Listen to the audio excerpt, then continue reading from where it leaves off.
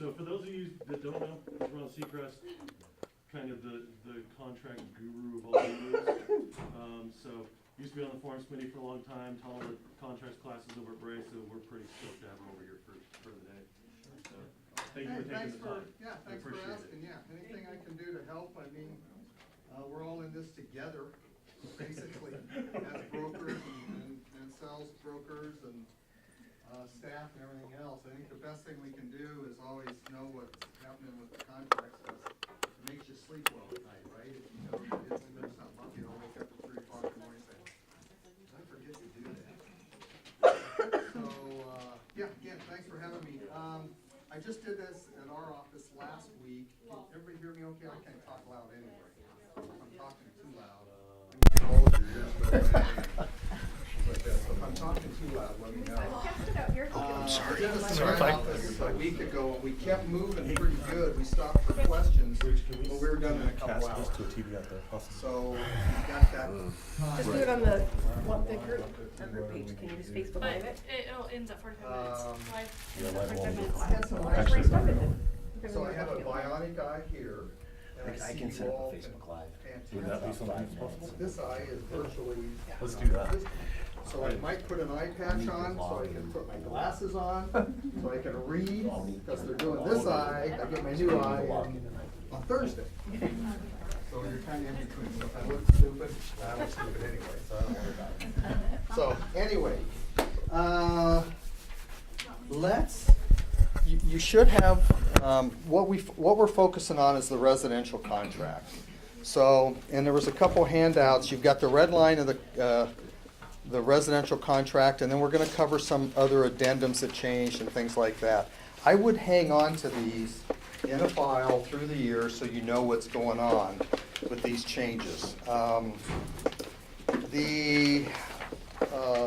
should have a list of forms that changed effectively January 1.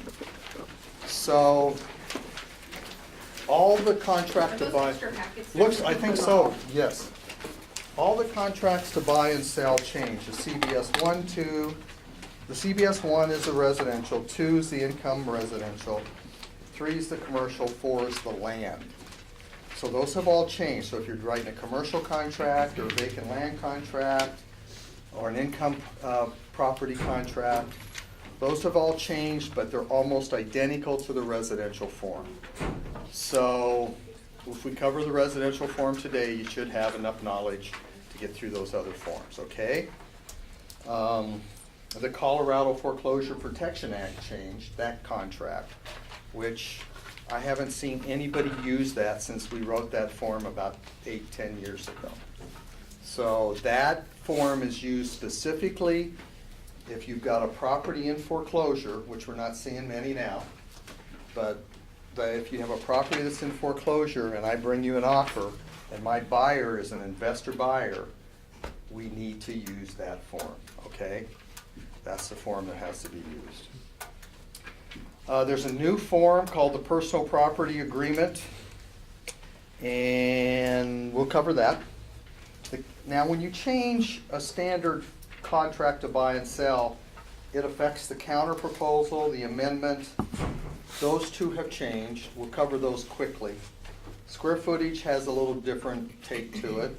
Square footage disclosure. Notice to terminate's got a little bit different. Nothing you can't handle. It's pretty easy. There's a residential addendum to the contract to buy and sell.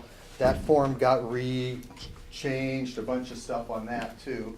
So we'll cover that quickly, and then estoppel statements. So estoppel agreement changed, and you use an estoppel statement when you're selling an income property. Okay? Don't hesitate to stop me with any questions. We'll keep moving, but we'll kind of cover that too. Before we get into the contract, some stuff that changed, some stuff you're really going to need to know, and I just did some quick definitions. Termination. People in our industry, or buyers and sellers, don't seem to get the word termination. Termination means it ends. So it's over. If we terminate a contract because of an inspection, what do we have to do if we want to bring that contract back? We have to write a brand new offer. Write them in. Thanks, Steve. We can write in a minute. Now, I will tell you, in visiting with Scott Peterson at CAR, and Forms Committee is looking at doing a contract to to reinstate a contract. So if you terminated it, now keep it amongst ourselves. Don't let this out. That isn't written yet. It might be in a year or so, we'll see that. So if that means that you've gone past your inspection deadline and it terminates at midnight tonight, and everybody wakes up in the morning and says, hey, we don't want this deal to end, the seller agreed to do this, or the buyer agreed, then you could bring that contract back.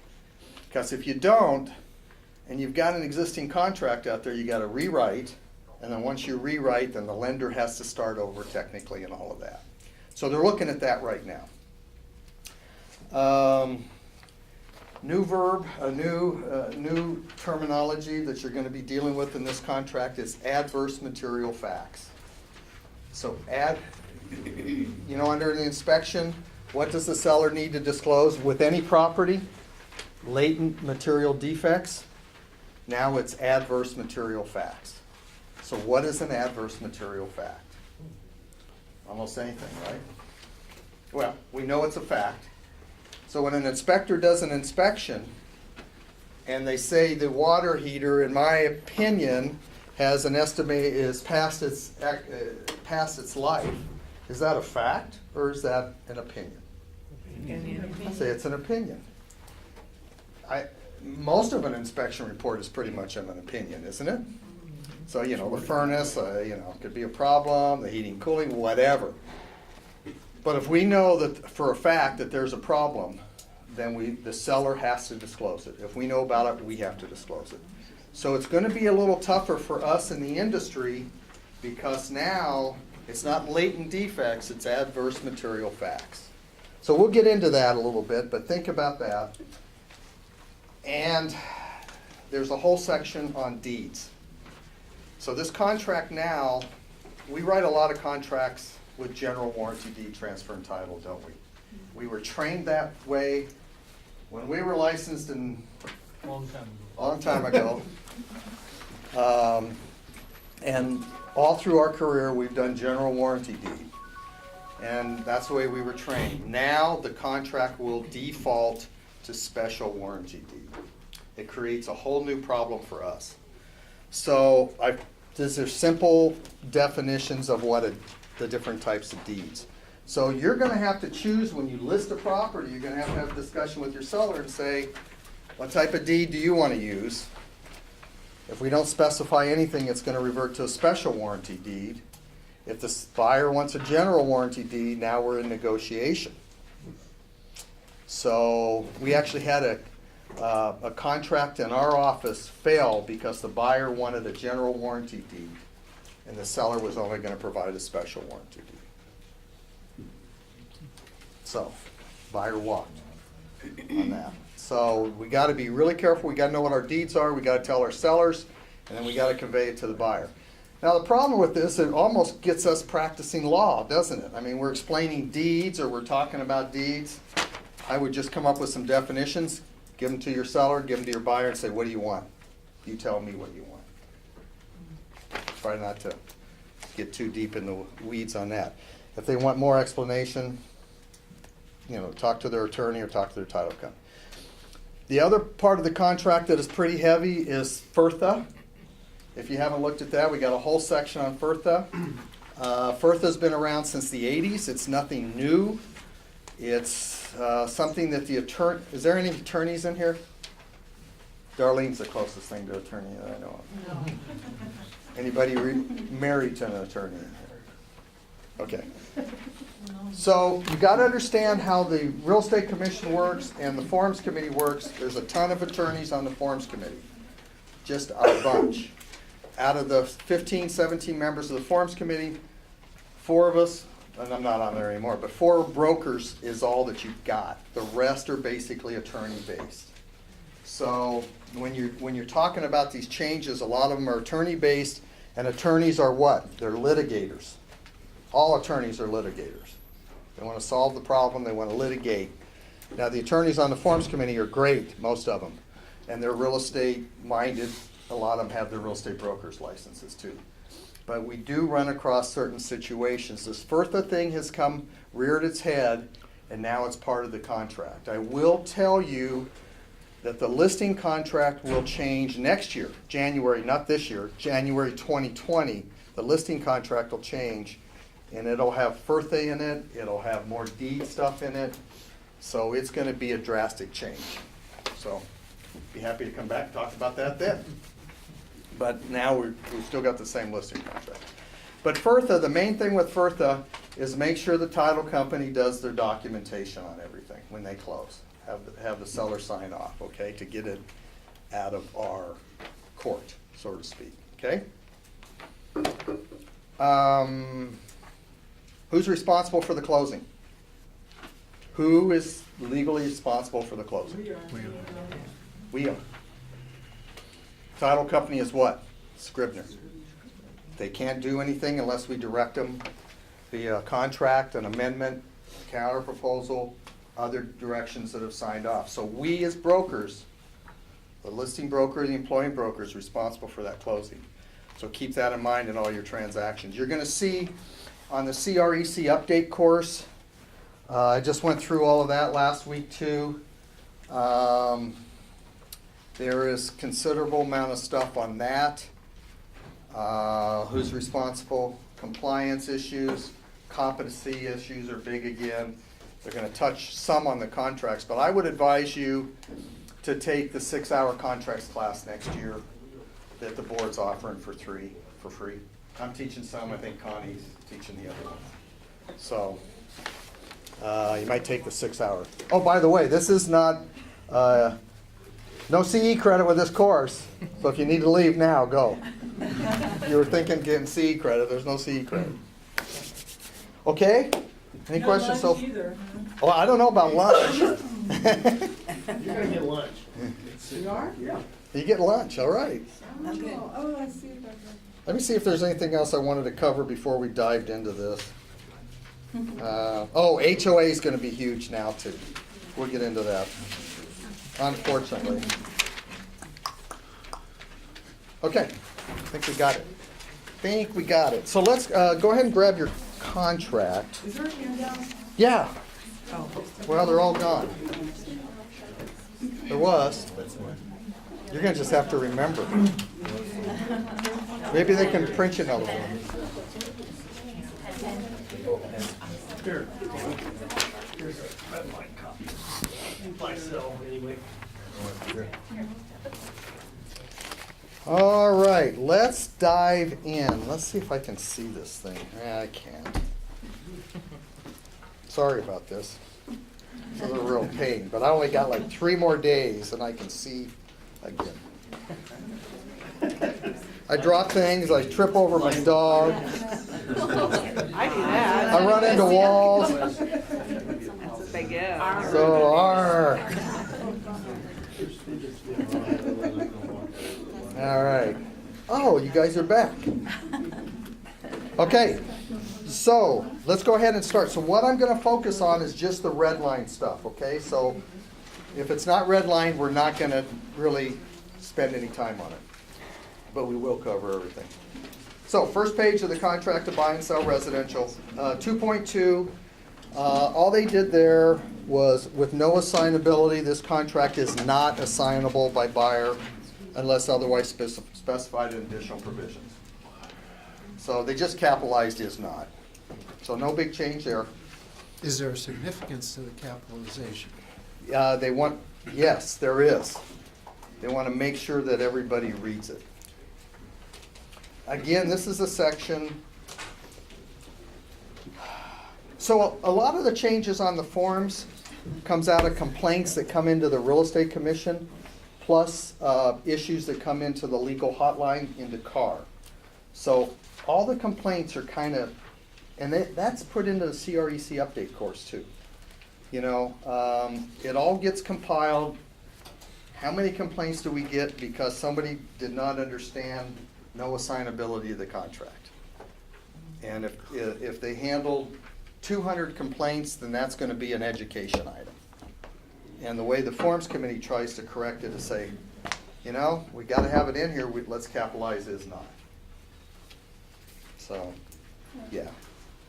Oh, and then 2.5.1, they included the word and, we're not gonna spend any time on that. Next page, page 2.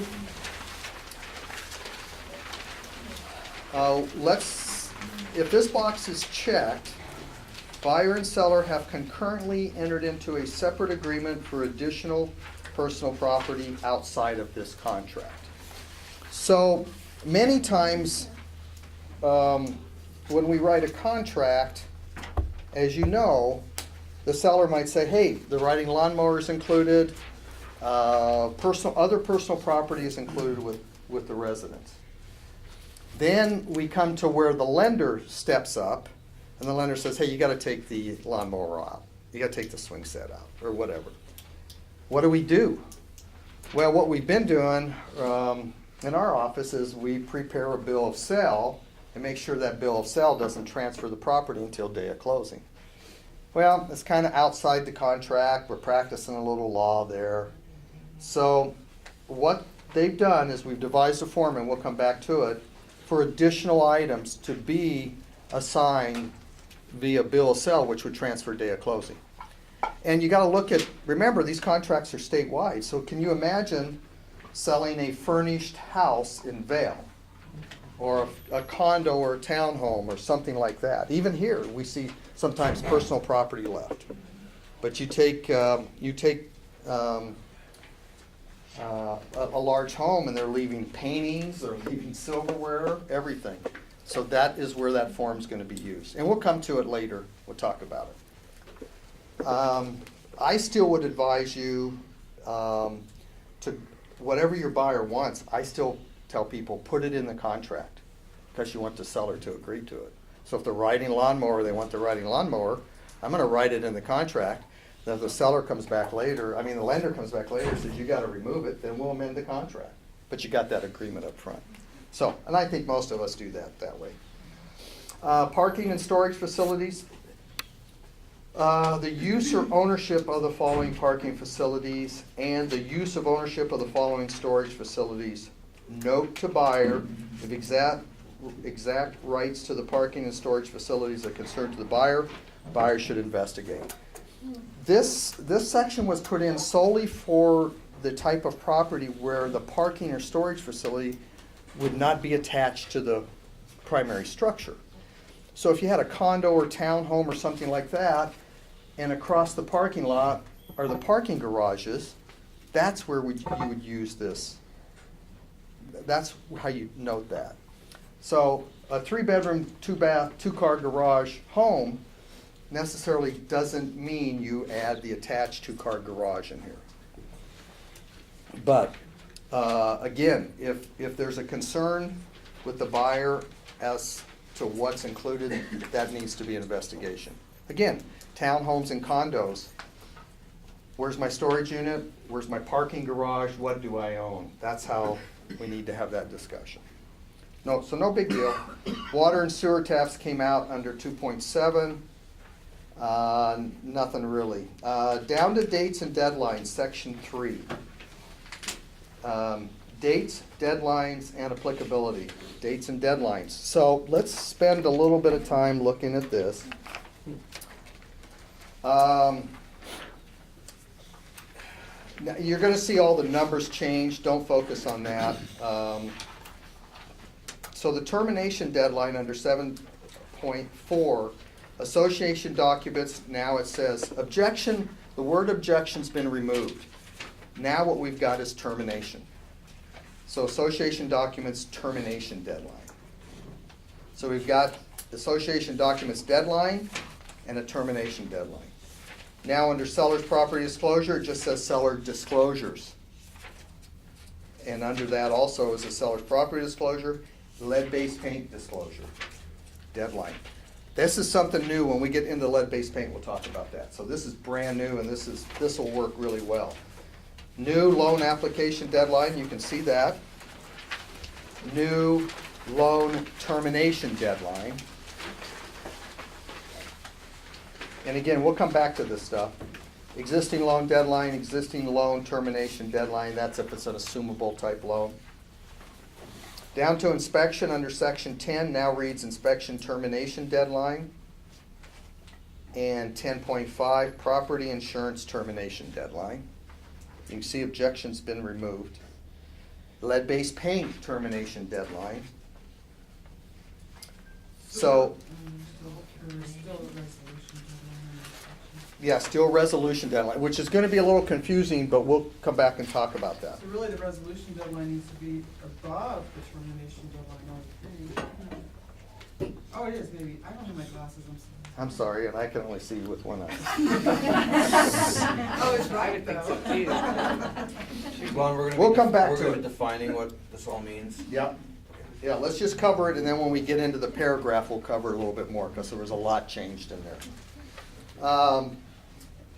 So, and again, I'll just throw this out, and I don't know if any of you guys use this in this room, but when we work with these deadlines, especially at inspection, I put a time limit on it. I mean, if I have it today, I put 8 o'clock tonight. Because how, has anybody been up way late negotiating this stuff till midnight?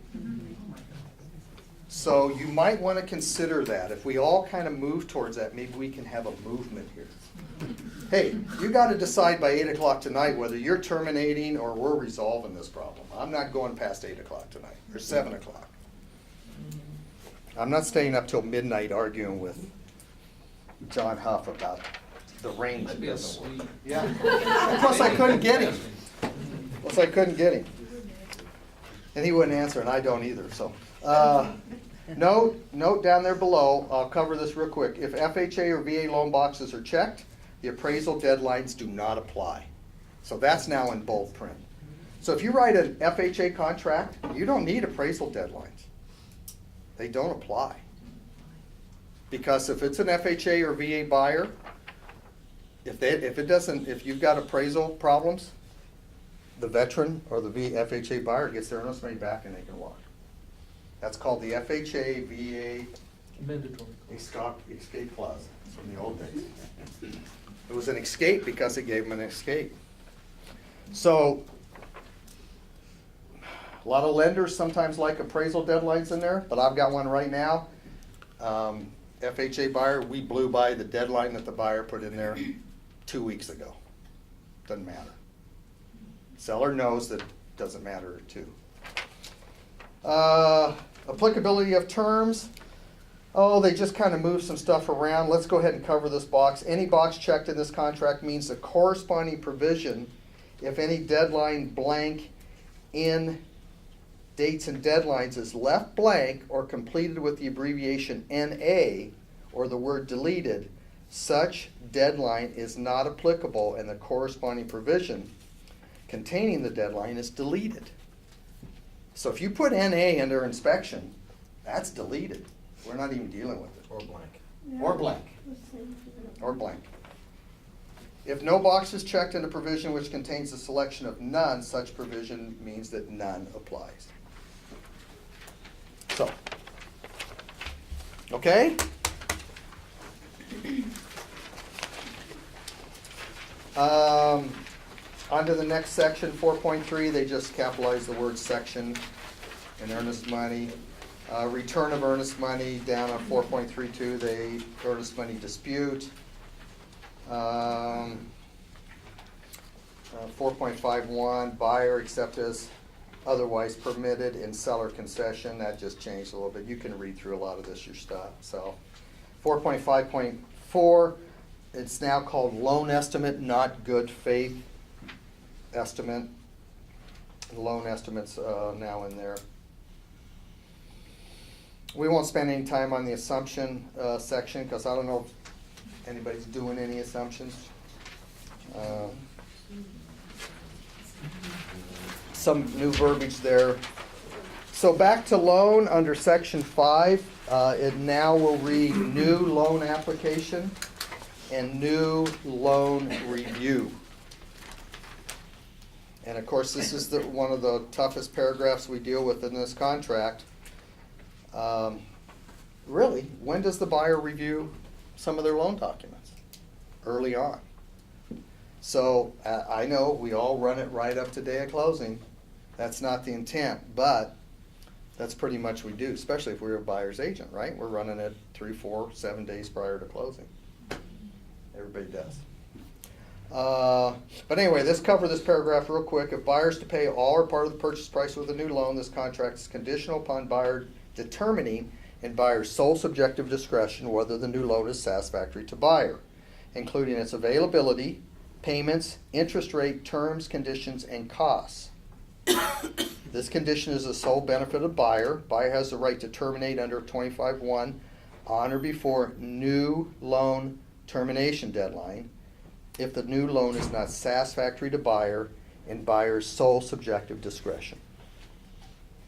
Buyer does not have the right to terminate based on new loan if the objection is based on the appraised value defined below or lender requirements defined below. So, if you've got a buyer, so what's happened at the state level is, surprisingly, but brokers will advise people on how to get out of contracts. And one of them is, we ran loan deadline, 1 week before closing, and the appraisal, there's conditions on the appraisal, so you can object to your loan and get out. That's not going to happen anymore. If you object because of an appraisal, you're going to have an appraisal that didn't hit value. That's the only way you can deal with that, if it didn't hit value. Now, if there are appraisal conditions, there's another section in here for that. So you cannot generally, brokers cannot generally, or buyers cannot generally just use loan review as a way to get out of a contract and pull it all together, okay? It's got to specifically be the loan terms and what's stated here, conditions and terms of the loan. Which basically, with a good quality lender, they're going to give that buyer that information within a few days of their loan application. They know, and if they lock their rate, they've agreed to that. The LE should have that too. Huh? The LE should have the loan, whatever. So, What do you think is a good time frame now for that deadline? well, when we originally put that in there, it was within a 7-day period of the contract being right. 7 to 10 was the intent. That's not better than 30 days.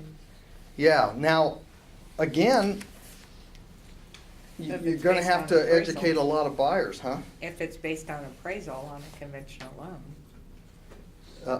They can get out because if the appraisal doesn't hit value. Oh, even if it's conventional, you don't have to put appraisal. So you could put a That's loan, just FHA and VA. right, FHA and VA goes until the appraisal's in, Right. right? Right. So with a conventional loan, if that appraisal comes back at value but has conditions, then it's negotiated between the seller and the buyer, and it could fall apart then and the buyer could walk because of the appraisal condition. They can walk because of title conditions. I mean, all throughout this contract. So what they're trying to do is narrow it down in the contract to how is your buyer walking on this transaction. So, and that's been a big complaint into the legal hotline, where somebody calls the legal hotline and says, hey, they ran us right up 4 days before closing and they're canceling it because of loan review or loan conditions. Okay, so But if you accept it on the contract, that's your problem. if you accept it on the contract, it's your problem. You took it. You took knew it, it. yeah. And what do we tell our sellers? Everybody's probably telling their sellers, and until it closes, that ain't closed. Right. So, So Ron? Yeah. What would you suggest if you're representing the buyer then? I know what you're saying here, and I could see how that is, how we're really protecting, if I'm a seller's agent, or, if I've got the listing, I could see how that can be beneficial. I mean, within 7 days or, 10 days, whatever. Or 2 weeks. You're gonna- Correct.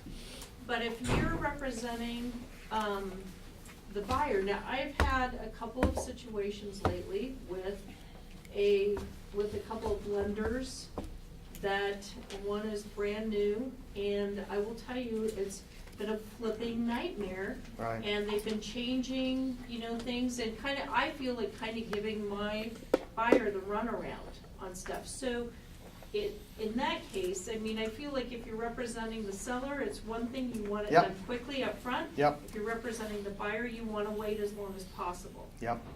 So, the way I think we ought to look at it is, what's our closing time frame? Who's our lender? So if we're in a multiple offer situation and I bring you a contract for whatever price, let's not look at price. We know that the contract that's accepted is more than the price. I mean, we look at more things than the price. We should. Sure. So if I bring you a loan review deadline that's in 10 days, and then the appraisal's in 3 weeks, or 20 days, or whatever, and I bring you a local good lender, Fidelity Mortgage, that should have something back to it than somebody that runs you right up to the end with, I wanna say Quicken Loans, but Quicken Loans seems to do a pretty good job too. But let's say Quicken Loans, out of town, blah, blah, blah. I tell my buyers anymore, it depends, and a 30-day close is still it's a pretty darn tight close. Yeah. So if I got a 30-day close, the furthest I'm gonna run that buyer is at least 4 or 5 days before closing. I'm not gonna run it right up the day of closing, because the CD's issued, right? Right. So they know everything at least 3 or 4 days before closing, it's a done deal. If you got a 45 or 60-day close, I encourage my buyers to get this all done early, because I don't want them to walk either. The longer it stretches out, and it's my buyer, and they walk, I just spent 2 months with these people, plus a year selling my house, and now they walk. So I want to tighten it up. So I think maybe the approach, you guys, anybody chime in, I'm no expert, but maybe to make my offer stronger, I tighten the dates down a little bit, and I use a local good lender. And you've got the letter and you've got the, yeah. Yeah, I Okay, mean, good. be prepared when you go in. Okay. It's what people have been accepting all these years, it's kind of, everyone's been doing that for long, pushing it out. Well, pushing it's it out. because it includes the appraisal No. and we don't know how long that takes. Well, we know a VA appraiser, from the time it's ordered, they got 10 days to get it in, and most of them will take the 10 days, what I'm seeing. But if Right, you but read if the- it's conventional. Conventional, yeah, usually, yeah. If you read this loan objection or loan review now, I mean, it is based solely on the payment, the interest rate, Right. the terms. It has nothing to do with anything else. Oh, it didn't have to. did it? Right. So you can't wake up in the morning and, I mean, it's still a valid way to get out, but it's just under those conditions. Well, the last sentence in that paragraph, if you look at 5.2, the last sentence, if seller's not in default and does not timely receive buyer's written notice to terminate, buyer's earnest money would be non-refundable, And if nothing's changed. except as otherwise provided in this contract, such as the appraisal, title, survey. Let's say I don't get you the HOA docs in time. Let's say we got an ILC that doesn't get there in time, things like that. Those are the buyer has an out in every paragraph, don't they? We know that. And that's why we tell our sellers, until it closes, don't pack, I mean, pretty much.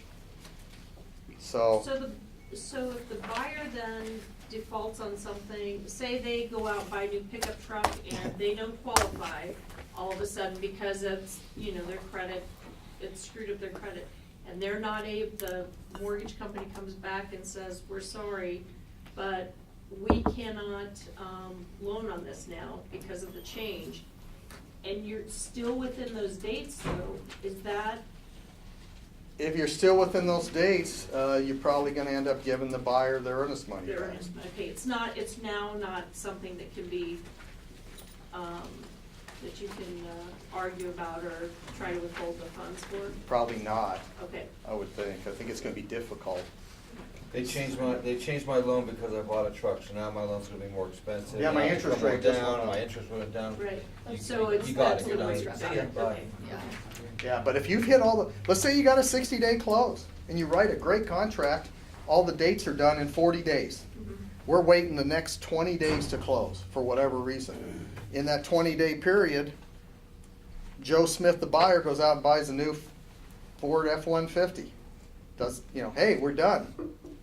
And then the lender does a check, obviously, which they do, comes back and says, we're denying the loan. He could lose his earnest money on that one. Yep.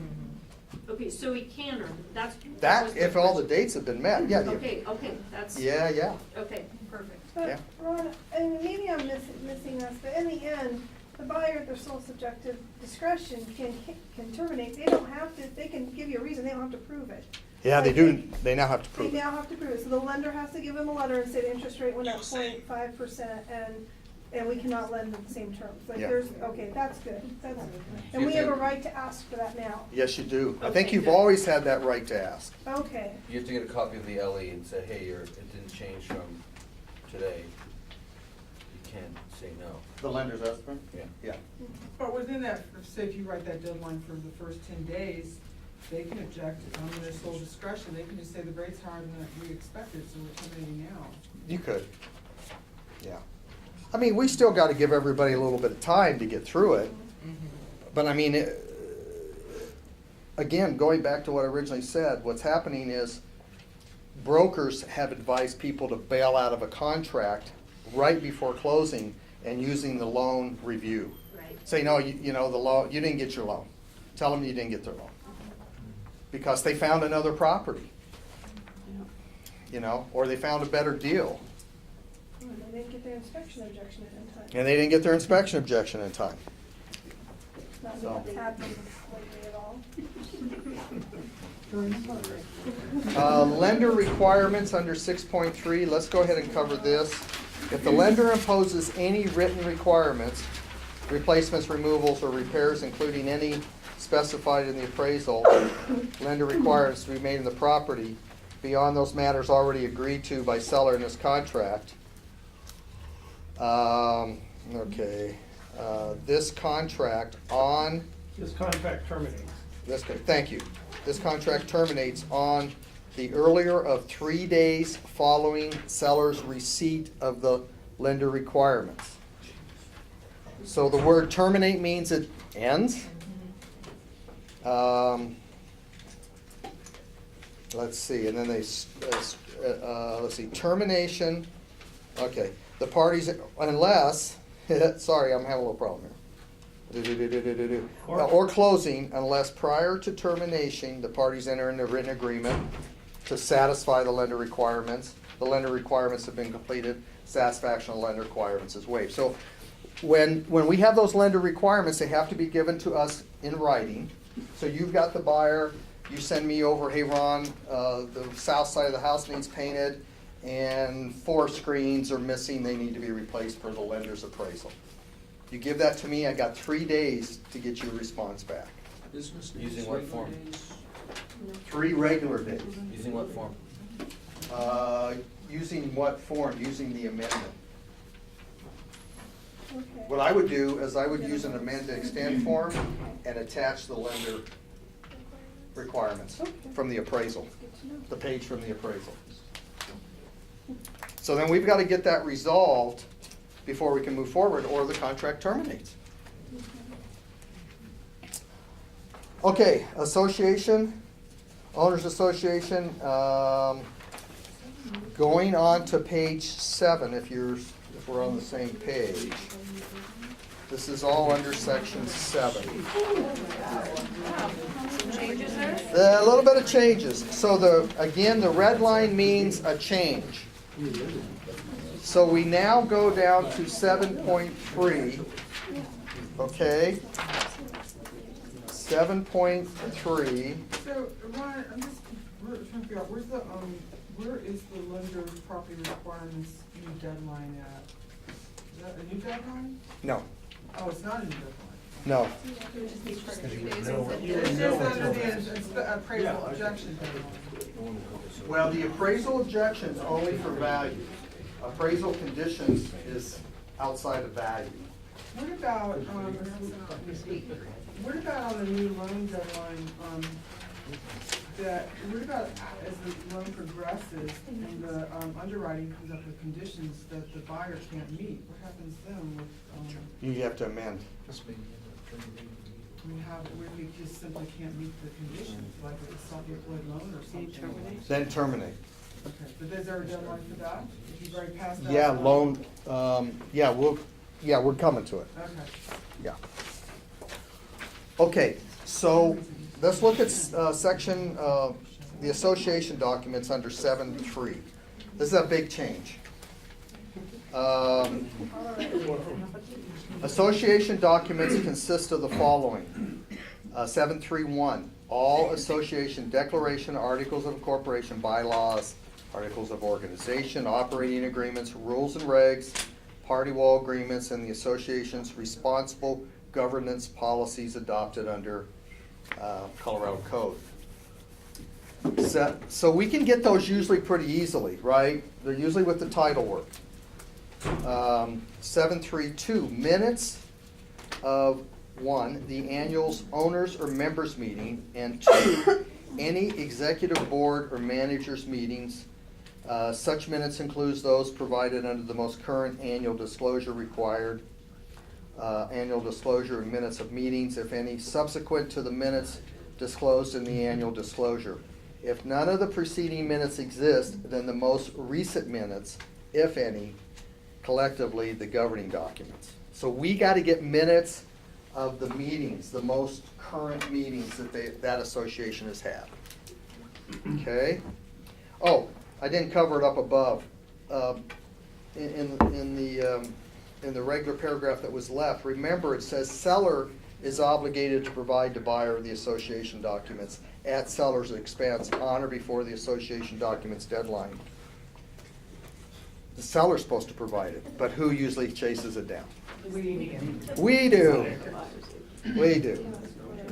Other than the minutes and the treasury report. But when you list a property, when we all list a property, we should be asking the seller to see if they've got any of this stuff. And of course, most of them don't even know what's going on. But some do, by golly. So maybe start there. Okay.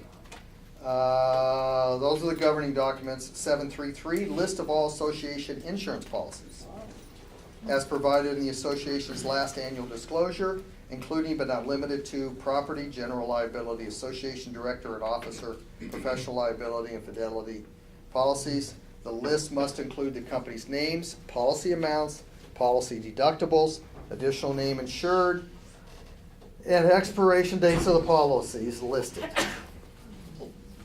Wow. That's new. So now I did talk, our property management company handles HOAs, and they are gonna upload all of this into their system. They're gonna get the insurance, they will upload the insurance policies. So if you're dealing with anything, and I suppose the other management companies hopefully will be doing the same. 7.3.4, a list of by unit type of the association assessments, including both regular and special assessments, as disclosed in the association last annual disclosure. Under number 5, the association's most recent financial documents, which consist of 1. Ron, can I just ask you a question? Absolutely. If you don't say anything, it means yes. So if you blow through this date and you've gotten what you've gotten, and you don't object as working with your buyer, you're done. If you've delivered, what do you mean? The documents have I been can't get the delivered to your insurance, buyer? I can't get an insurance policy. You can't get I it. can't get it. They don't have it, they don't know where it is. Well, then I would disclose to the buyer that we can't get it. But it should be listed on the treasury report with the annual meeting notes. See, all of this stuff that's in here now follows the Kiowa rules for the state, where the associations have to register and file. Right. So that's what they came off of. Now, obviously, these small associations with 15 lots and they only handle the irrigation water, we're not gonna get any of this stuff. Right. So what are we gonna do? I would Have to prepare an contact the amendment. president and the HOA and and I've have done it many everybody- times, you say like, you know, this is a homeowner association. For the sole very- benefit of the It's very individual. loose, there's no meetings, there's nothing, it's just for this, just for that. This is a loose, easy group, Yeah. and we can't get any information. prepare an amendment. Fine. Yeah. There you go. That takes it all out. I'm thinking whatever you need to do, we need to get something that the buyer and seller would sign. Just saying, look, we can't get this stuff. Do you accept it or not? If you don't accept it, move on.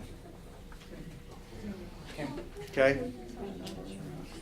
We'll figure out a way to deal with it. And we don't have to worry about it till January 1, right? It's not like 10 days away. Oh. Let's get through Christmas, then we'll worry about it. Let's have a little joy in our life. Yeah, this is the easiest business in the world. You know, you put a sign in your yard, you collect a check. Don't forget the Is credit card. there anything hard about this? Occasionally you'll get a complaint, occasionally you get sued. Easy business, easy business. Now I don't know where I'm at. 735. Okay, the association's most recent financial documents, which consists of the operating budget, financial statements, including any amounts held for reserve for fiscal year immediately preceding the association's last annual disclosure, the results of the association's most recent available financial audit or review, a list of the fees and charges, regardless of name and title of such fees or charges, that the association community manager or association will charge in connection with the closing, including but not limited to any fee incident to the issuance of the association statement of assessments, which is a status letter. Any rush or update fee charged for the status letter, any record change fee or ownership record transfer fees to access documents, list all assessments required to be paid in advance, reserves of working capital due at closing, and 6, reserve study. So, what has happened with some of these HOAs is they're charging large fees for a status letter or to change. Not so much here. I haven't seen, I mean, we get the occasional $60 or $75 transfer fee. But in Denver, they're charging $2,000 for a status letter and things like that. And the buyer needs to know that, because what's happening is they're showing up for closing. Closing's today at 2 o'clock. They show up for closing. The title company calls the HOA. The HOA gives them the number, you know, verifies the amount, et cetera, or verifies it, and has amount due $2,000 for a status letter that we've just provided. Buyer shows up for closing. What are they going to do? I guess I'm going to pay the $2,000 because I want to close. So think broad on some of these changes. Isn't the seller obligated to provide all this? Seller's obligated, Yeah, yes. so then why is it a charge to the buyer? If This the is seller- new.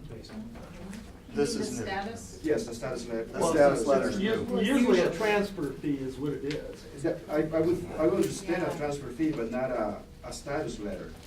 Well, there's,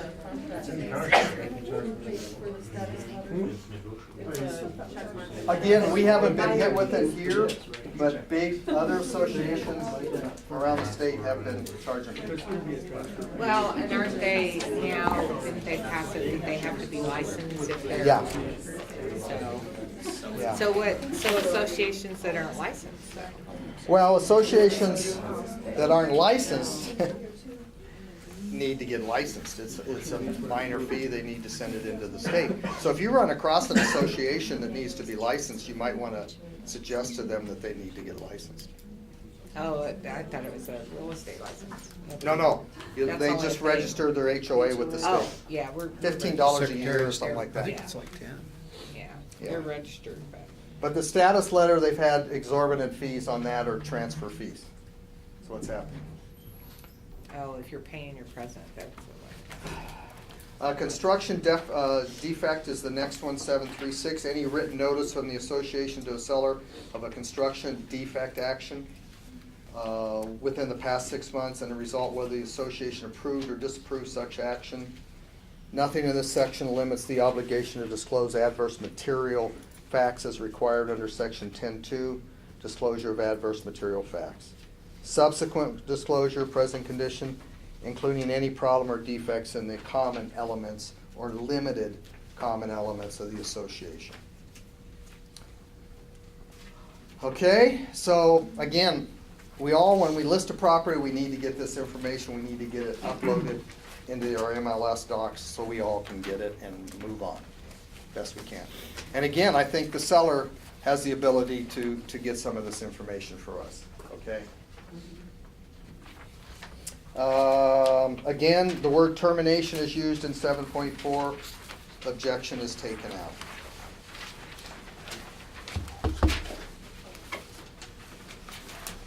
So, let's see.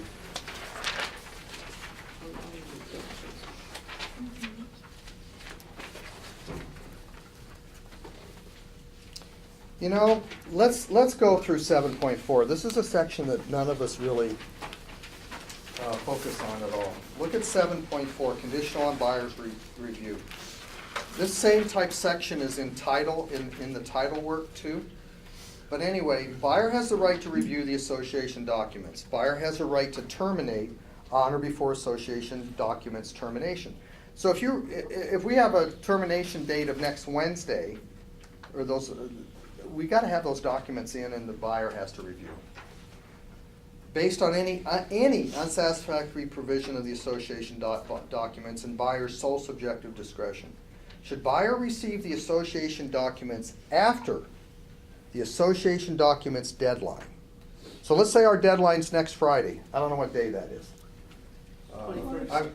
Not next Friday. Let's say it's this Friday, the 21st.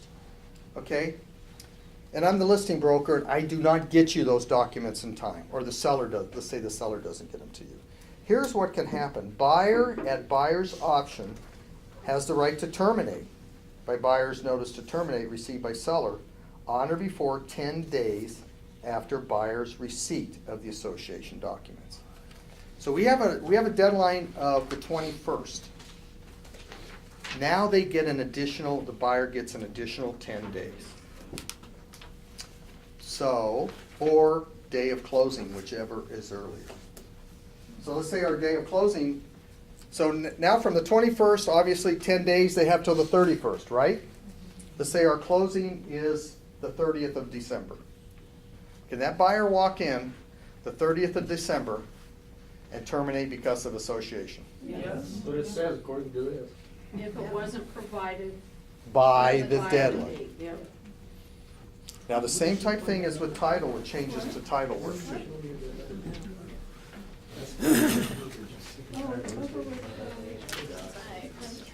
So, If you don't get it, if you don't get the HOA. if you don't get the HOA, let's say You have a 10 days. you got a 10-day grace period.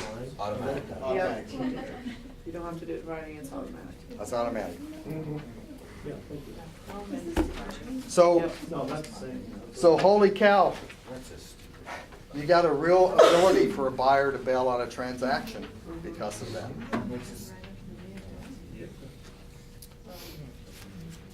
All right, so you might you might get constructive receipt that you gave it to that buyer. get constructive receipt, either something. So that clock doesn't start ticking. So if I deliver it to you, Steve, did I give your buyer, did I deliver it? No.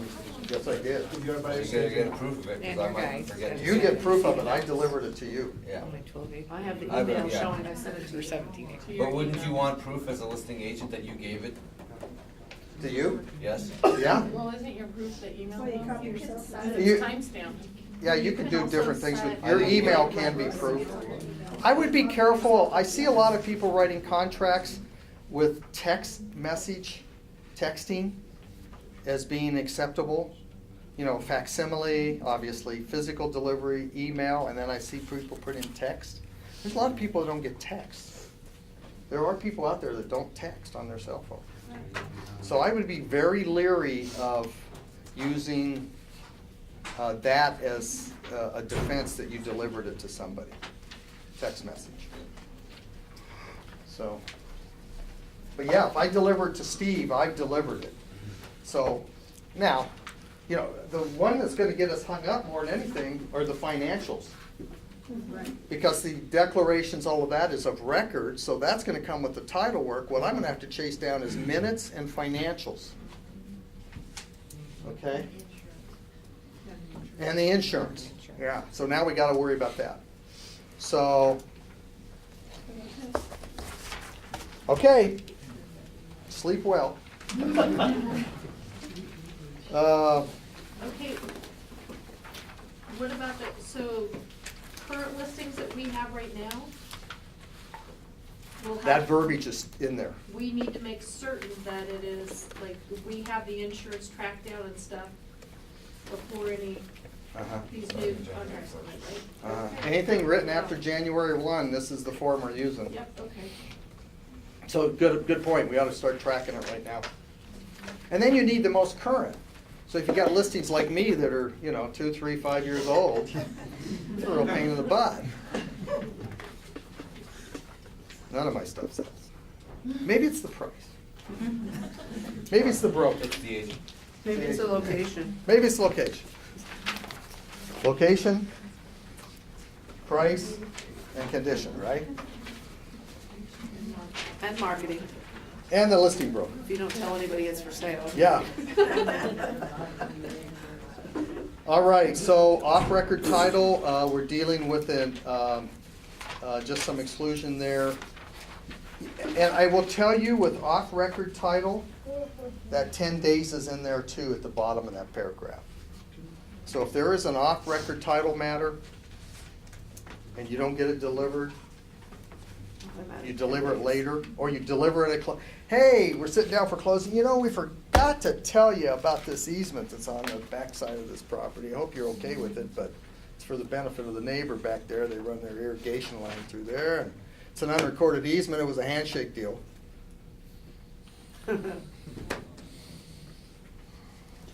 Don't we do that we do that all the time. Go to closing. Okay, special taxing district. This is in green because it just got moved. It didn't change. And it's all capitalized. So when you see a whole paragraph in a contract capitalized like that, that is a legislative thing that we had to put in. That was legislative. But they did add at the bottom of that paragraph, and by obtaining further information from the Board of County Commissioners, the county clerk and recorder, or the county assessor. So new is, right under that, a tax certificate from the respective county treasurer listing any special taxing district that affects the property. Must be delivered to buyer on or before the record title deadline. If this property is located within a special taxing district and as such inclusion is unsatisfactory to buyer, in buyer's sole subjective discretion, buyer may object on or before the record title objection deadline. If the tax certificate shows the property is included in special taxing district and is received by buyer after the record title deadline, buyer has until the earlier of closing or 10 days after receipt by buyer to review and object to the property's inclusion in a special taxing district as unsatisfactory to buyer.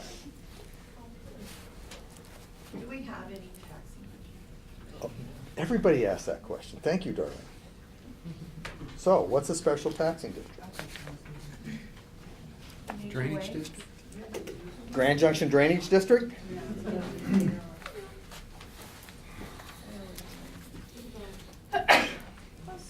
Grand Valley Water Users? Orchard Mesa? Is that a special, Orchard Mesa Irrigation, is that a special taxing district? Palisade, is that a special taxing district? Ute Water? So, if Bruce Phillips, who's our corporate attorney and who I've taught with for 30 years, I asked him about special taxing district and he says, I think we actually have 58 special taxing districts.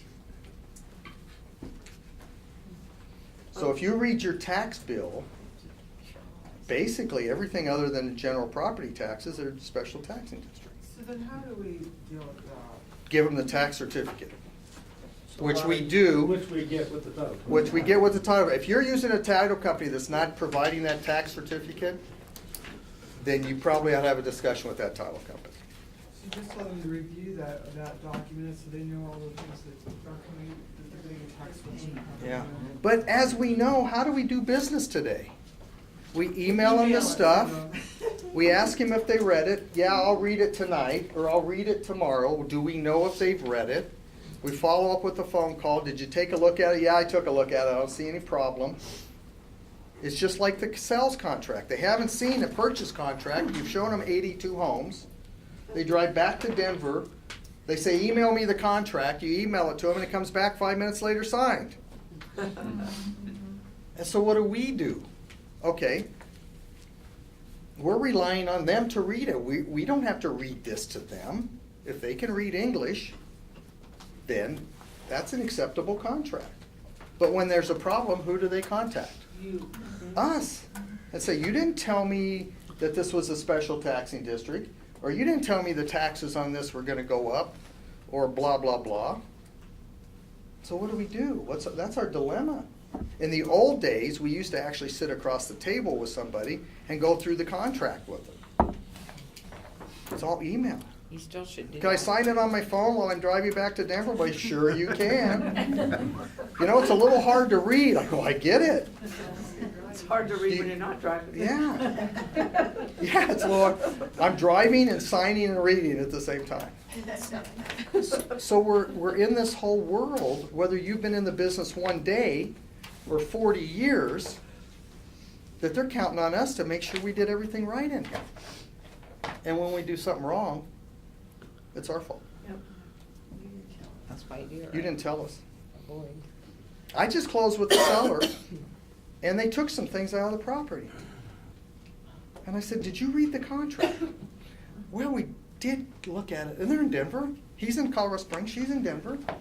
I said, did you guys read the contract? Because you took stuff that you shouldn't have taken, which I ended up buying. Yeah, I made all the money. It did sell rather quickly. A couple $100. I mean, so what do we do? What do we do as an industry? What do we do? And if they're really mad, they file a complaint. So I would say, Explain, so you avoid that. I would say, when you first start working with somebody, give them a blank contract. Would you please read this? Because at some point in time, we're gonna need to go over it. And they still won't read it, but at least you've taken another step.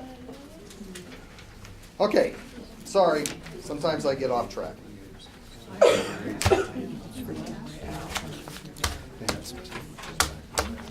Okay, what time is it?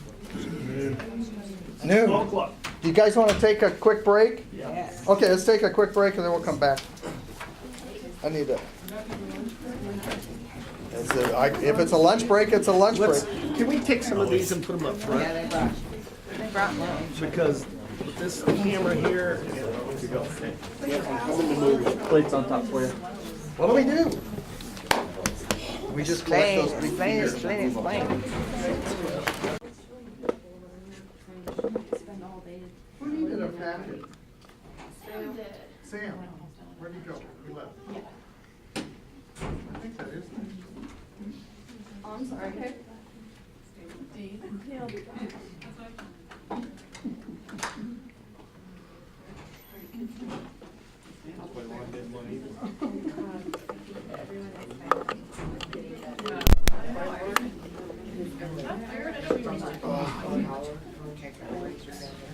Oh, you need a sandwich? I don't think so. There's still two here. Nope, there's one. I'll take it. Yeah. It's still all over me. Sorry. Make sure they have Wi-Fi. They do. It's hard to eat on your lap.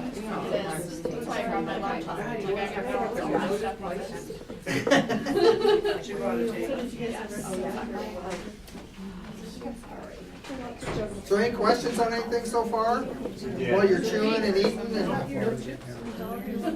For the,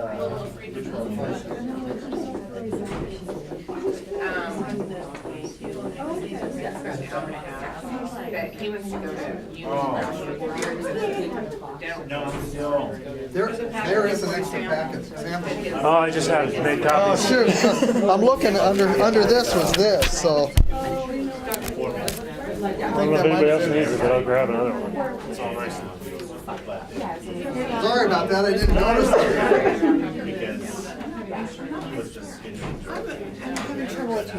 The local news doesn't work. But still, what's the tax to the buyer if it takes 30 days? Then it's another qualified or underwriter's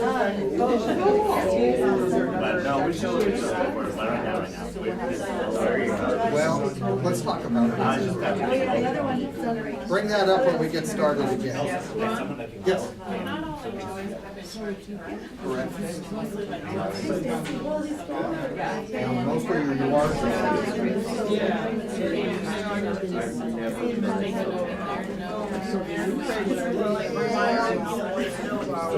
You know, a lot of brokers will use that.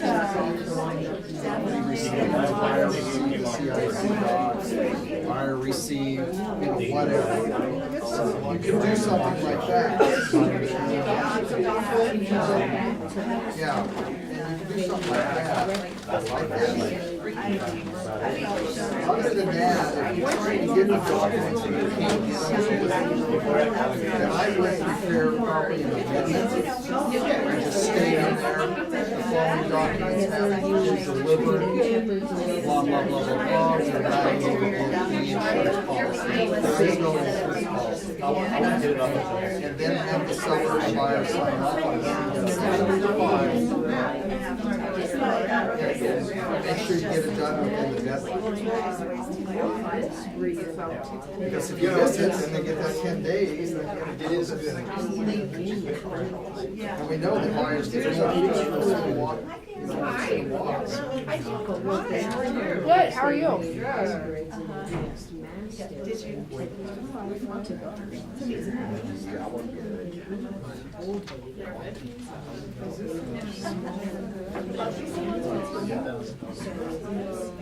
First rule of real estate, disclose the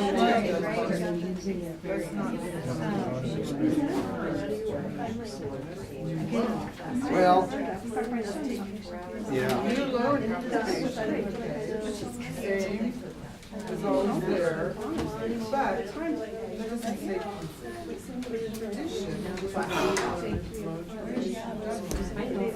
Which one was mine? I think it's that one. I drank most of it. That was mine. Yeah, I think they're both. But I don't know exactly. I did go to the HR conference earlier this year, but I was just there as a member, and I'm not listening, but I wasn't. That's not the same. All right. That's not new loan review. Well.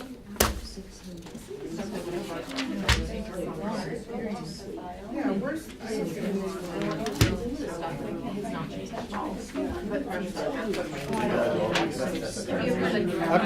I parked down at our commercial office and walked.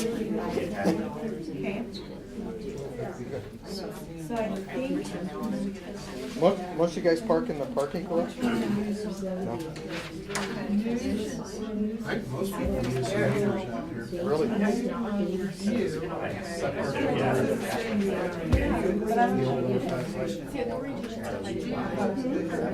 So, I'll go ahead and cover a few things while you guys are eating, so don't look, you don't have to look at your contract per se.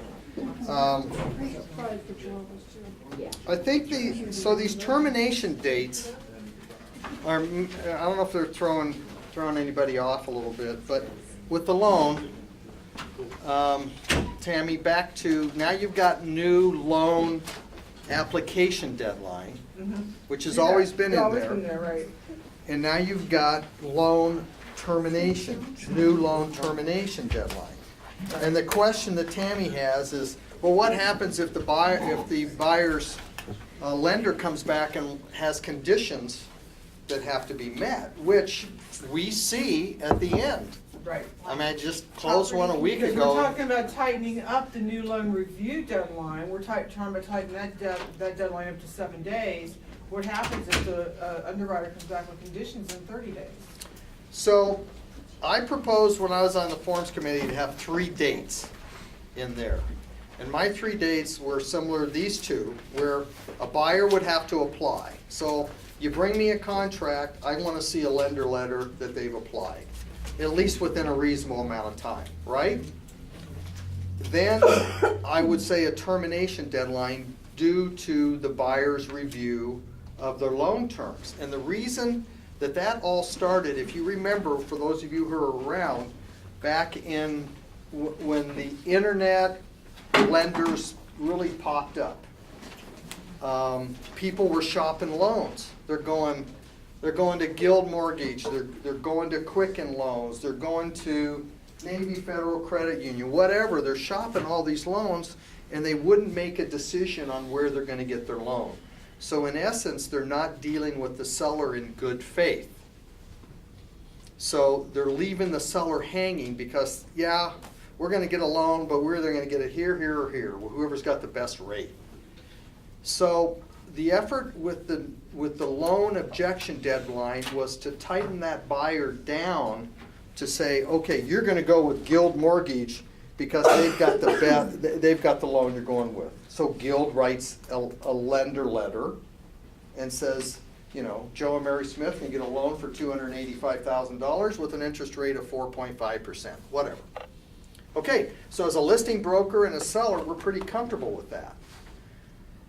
So then you've got these conditions that can come up at the last minute. Oh, you know what? We need to verify the buyer's. We got his stuff from his employer, but we need to re-verify some stuff. So does that cause the buyer to lose their loan? And of course, what does the lender call it? Clear to close. There's no more drop dead date, whether it's a week before closing, 2 weeks before closing, or a day before closing. Well, no, didn't we used to have a loan approval deadline like years ago where you got the loan approval? So technically, what is loan approval? When does the buyer approve the loan? When it's planned. When it's They were closed. Clear to close. Clear to close. When it's closed. Yeah, clear to close or closed. So we're always running this date. So you're not going to get, it's not much change unless and we got a pretty good market, so we're in a multiple offer situation sometimes. And you got to look at the Denver market, which has slowed down. We know that too, but they're still fighting this multiple offers. When you got multiple offers, if you give me, you know, if I've got a contract with tighter dates than one that's stretched out, I'm going to advise my seller to take the tighter dates. If it's going to fail, it's going to fail quicker. Right. Instead of us waiting 30 days, then it failing. So, So we're not what I'm get- we're- seeing is in here, and I don't mean to interrupt, but I'm just, so like, the loan, you know, the whole thing with this loan review, that's the loan terms review. That's when they're making a commitment to move forward on their loan. So I get we want to tighten that up, but I still don't see then if they are turned down for their loan in 3 weeks, or there's an issue that shows up with underwriting, there's nothing to protect the buyer's money at that point, right? there really isn't. You're exactly right. Because what I'm seeing here, Ron, is In a on drop dead 5.2, date, yeah. I still see here, on 5.2, the deadline, it doesn't say loan review termination, it says new loan termination deadline, like this is still applying to the final product, the final commitment. So is it for just the terms, or is it for the final commitment? That's a little messed up. Yeah, it is. Okay, here's the overall problem with lender terms in the contract. Who's the party to the contract? Buyer and seller. We only have 2 parties to the contract, buyer and the seller. Oh, by the way, we're not parties to the contract either. So the lender's not a party to the contract. So we're trying to develop terminology to fix a lender issue. And the lender issue, which rightfully so, is the lender says, we get an offer today, yes, I'll loan Joe and Mary Smith the $285,000 at 4%. They're good to go based on the credit I have. Now the lender's got, and a lot of lenders already do the underwriting before they get that, right? Or they do preliminary underwriting. But what is it based on? It's based on the buyer sitting down, or via email or whatever, telling the lender what their situation is, and credit. Then they pull credit. Non-verified information, usually. So then they gotta send out the job verification, and if it comes back 2 weeks later that this guy doesn't get the overtime that was told to the lender, oh, you can't qualify 285, you can qualify 220. You lied to me. Oh, by the way, you've got something out there else that's popping up. Oh, by the way, the lender said you're gonna get fired next week. So I don't see how this has really changed anything. It's not changed much. Yeah. I mean, really, if you're gonna protect your buyer, you still need to stretch this out to the, almost to closing until they have final commitment. Well, you're gonna stretch it out to a point, like I said, you have a 30-day close. I think all of us, if we've got a 30-day close, we can all accept a date closer to closing. But if you got a 45 or 60-day close, don't give me loan approval 5 days, 55 days into the deal, okay? You're telling me your buyer's not real serious. So we're gonna hold out our seller for 55 days. We're just counting on this deal to fail. But if we got a 30-day close and you've got a 25-day due diligence period, every seller should be able to accept that. Yeah, I just Right. don't see why they put the, So, but Tammy and everybody realize what they're trying to do is they're trying to categorize with problems they've had for the buyer on how are they removing themselves from this transaction. Is it title work? We don't like the title work. The HOA, we don't like HOA. We don't like our loan terms. We're removing ourselves. Subject to appraisal and all I the still other don't stuff. see how this is addressing that though, because it's giving, if you're gonna protect your buyer from not getting their loan, you still, it's not about loan the loan, what is that word, review. It's not about loan terms review, still, because there's no protection for the buyer if they don't get their loan. I get it. I totally agree. I get it. Again, you bring me an offer with 25 days of due diligence, I'm gonna tell my seller to take it. Unless you write it into the contract, this offer is still contingent upon purchaser getting their financing, and make that a What's the separate definition issue. of, well then, anytime you guys, and this is a problem at the real estate commission level, is us inserting verbiage, it creates questions. If it's already in the contract and you insert something else, then there's a gray area. Now, they're really looking at that. They are really looking at that. So, yeah, I would say, do what you're doing if If it you're still using that works. provision just to address the loan terms, New loan review. then there's nothing addressing Now it says the new loan termination. ability for the buyer to ultimately And they get need a financed. clear to close So deadline. it Yeah, still- yeah, they need a clear to close deadline is what I would call it. Yeah. Match it with the lenders.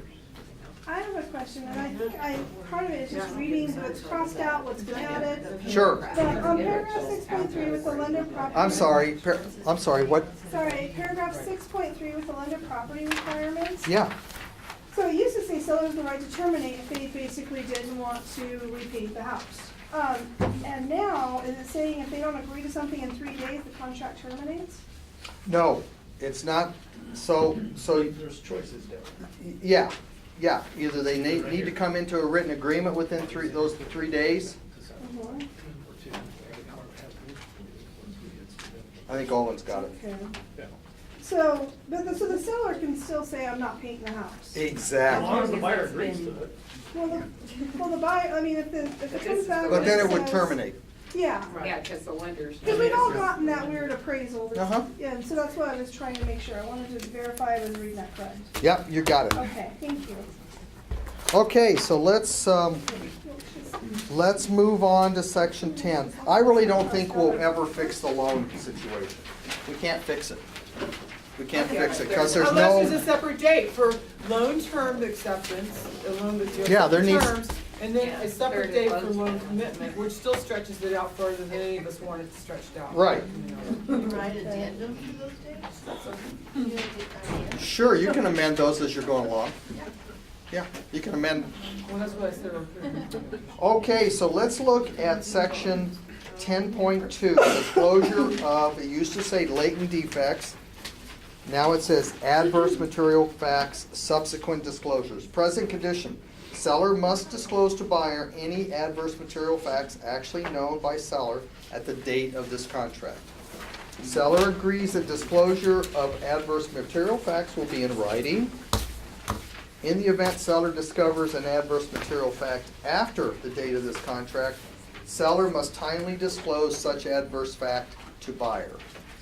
Buyer has the right to terminate based on seller's new disclosure on the earlier of closing or 5 days after buyer's receipt of the new disclosure. So we've gone under contract today. After the inspection was next week, the week after that, the roof leaks.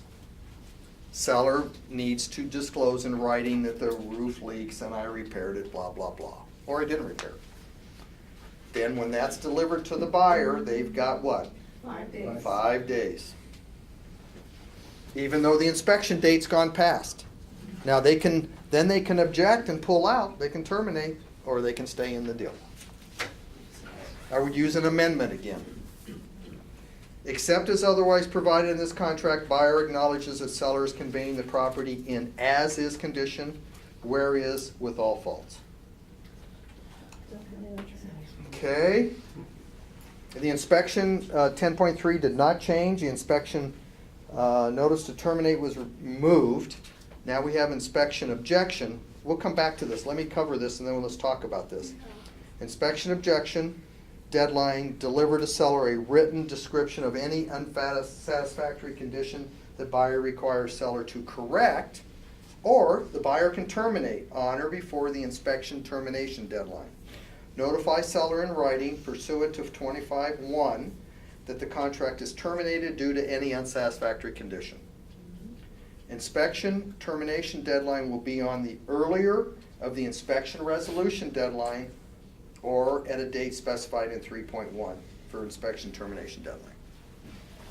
So what do we do here? We got a new deadline, basically. So we've got the inspection objection. Let's say it's today. And we have the laundry list of what the buyer wants corrected because the inspector went through the property, right? And we've got a resolution deadline. Let's say it's Monday. What is today? Monday. Oh, let's use our inspection resolution deadline of Thursday. Okay, so what would happen under our present contract is if we don't get items resolved, if we don't get that inspection objection resolved by Thursday, even if it's at midnight, the contract automatically terminates. Okay? So, The resolution deadline is the following day. no, resolution deadline is Thursday. Oh, okay. This Thursday. And termination deadline. Well, now, what do you want to do? I would propose you either make the termination deadline the same day as the resolution deadline or the day after. Okay. And I'm kind of calling that the cooling off period. So you got buyers and sellers and agents. As we know, we're human, so we get our dander up occasionally. Why are you asking for that? Because the inspector put it in the inspection, right? So we can go back and forth, and we don't have it resolved on Thursday, and the buyer says, "I'm done with these folks. I'm not gonna paint the south side of the house." And I tell my seller, "Well, you're gonna have to paint it at some point in time because it's probably gonna be picked up by another inspector, right?" He says, "Well, I'm not painting it for these buyers because they've been a pain in the butt the whole time. Carla's buyers, they're horrible," right? That's what we're dealing with. Then I get the phone call at 8 o'clock the next morning, and they say, "Ron, we slept on it, we're okay, we'll paint the south side of the house and move forward. We don't want to lose this deal," right? but we've already terminated because our resolution deadline was midnight. Right. Or if we wrote it the way we should, so we don't have to stay up till midnight, Carla, we write it at 8 o'clock. Yeah. So that's an idea. You guys decide how you want to handle it. Yeah, I think that's good. I think you gotta look at the personalities of your buyers and sellers. Resolution first. I think it's a great idea to have termination one day after the resolution. I'm kinda thinking Yeah, but what is that. the resolution, if you don't reach a resolution, the contract terminates, doesn't it? No, but it's a new form now. Okay. That verbiage is out. So you have to do a, Yeah, you gotta have resolution first to see if they're gonna pull it Yeah, they together. could be. Yeah, I think it's always better to wait till the next day. everybody cool, how many times? Everybody cools off and says, okay, I'll throw 24 hours $100. later. Yeah. Or the brokers work it out. You know, Carla says, I'll throw in $100, I throw in $100 and we walk away, right? Yeah, Besides, who wants to type up a termination at 11 PM? Yeah. I know. My fingers don't work that. Well, the lenders don't work past 5 o'clock hardly. Well, some of them you'll get 7, 8 o'clock. Title companies aren't gonna, but who's responsible for the closing? If you wanna close at 10 o'clock at night, can we close at 10 o'clock at night? No. We darn sure can, Oh, yep. because who's responsible? Oh, yeah. That, how do you get everybody there? I was gonna say, how do you? I how do can, you Well- I can closing? get in That's there your after responsibility. the. Olin, you've closed them late at night before, haven't you? I've had a 9 o'clock After closing. 5 o'clock, yes, sir. You know, when the brokers used to do the closing, hey, I'm running late getting into time. This was I before closed them with electronics. title companies. This was when we were delivering documents via Pony Express. If the money's there, you can close anytime. The money's there. I've even had title companies say, I'll come down and close it. Right. Okay. So there's a termination. That's one way to handle that. So you guys decide what you want to do. Insurability, the word terminates included in there. Okay, due diligence. Can I get on my pet peeve here for a minute? Sure. If you're gonna put due diligence dates in the contract, tell me what you want. Yeah, Otherwise, don't put in a date. and be specific. And be specific. Now, a lease is obvious, if there's any type of lease.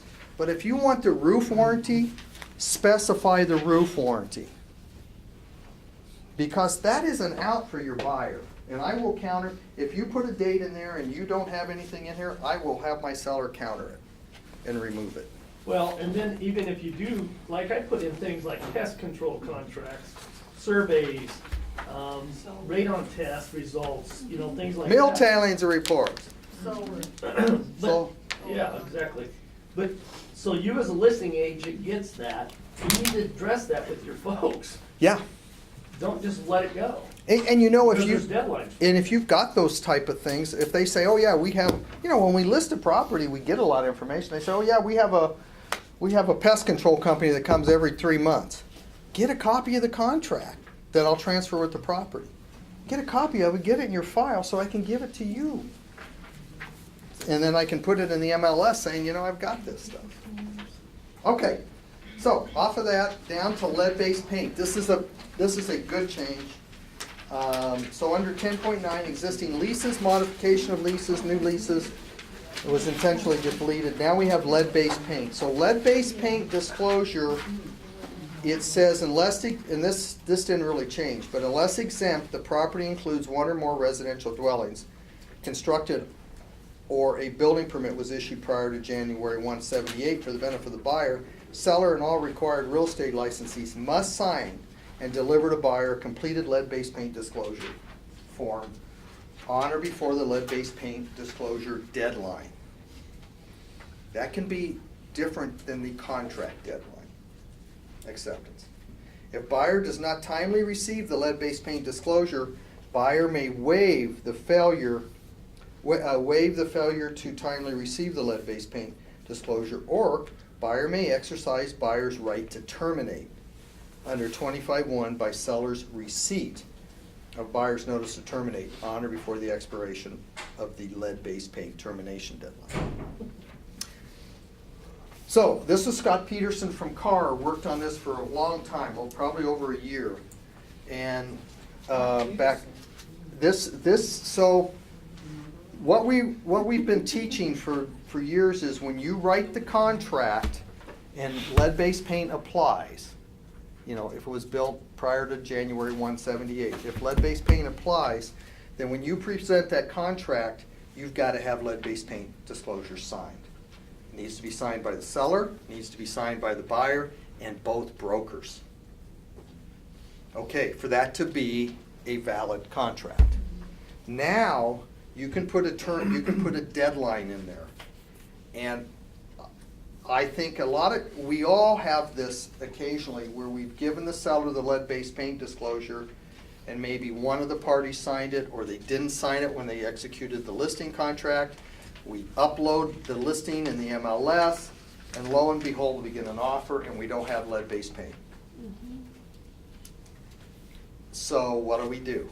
So now we can put it, you contact me and say, Ron, I'm looking at your disclosures in the MLS. You got all the disclosures, but you don't have lead-based paint. What's going on? I go, I haven't got it back from the seller, blah, blah, whatever my excuse is. Then I could tell you, hey, give me 3 days to get it back. We'll have it in a week or whatever, right? So I think that's a good change because it takes the burden off of everybody. Because if I got a good contract, you're writing a good contract, we want to get it presented. It might only be a day, it might be 2 days. I wouldn't go too far because it gives an out for the buyer. I wouldn't go too long. Lead-based paint assessment. If buyer elects to conduct or obtain a risk assessment or inspection of the property for the presence of lead-based paint or lead-based paint hazards, buyer has a right to terminate by seller's receipt of buyer's notice to terminate on or before the expiration of the lead-based paint termination deadline. If buyer's notice to terminate would otherwise be required to be received by seller after closing, buyer's notice to terminate must be received by seller on or before closing. Buyer may elect to waive buyer's right to conduct or obtain a risk assessment or inspection of the property for the presence of lead-based paint or lead-based paint hazards. If seller does not receive buyer's notice to terminate within such time, buyer accepts the condition. Okay? So, big change, lead-based paint, but I think that one's a good one. Any questions on that? I thought it was the federal government that regulated that stuff. Well, they went to HUD and actually got it. So the disclosure changed? It changes per the contract. The form didn't change, which is the HUD form. And as we know too, a lot of sellers will sign it, but they won't mark if they've had any. So then what do? We present the. Yeah, hey, I'm sending it back to you. Will you check a box? And they go, oh, you just check it for me. That's okay, isn't it?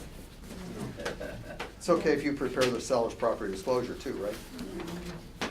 No, just kidding.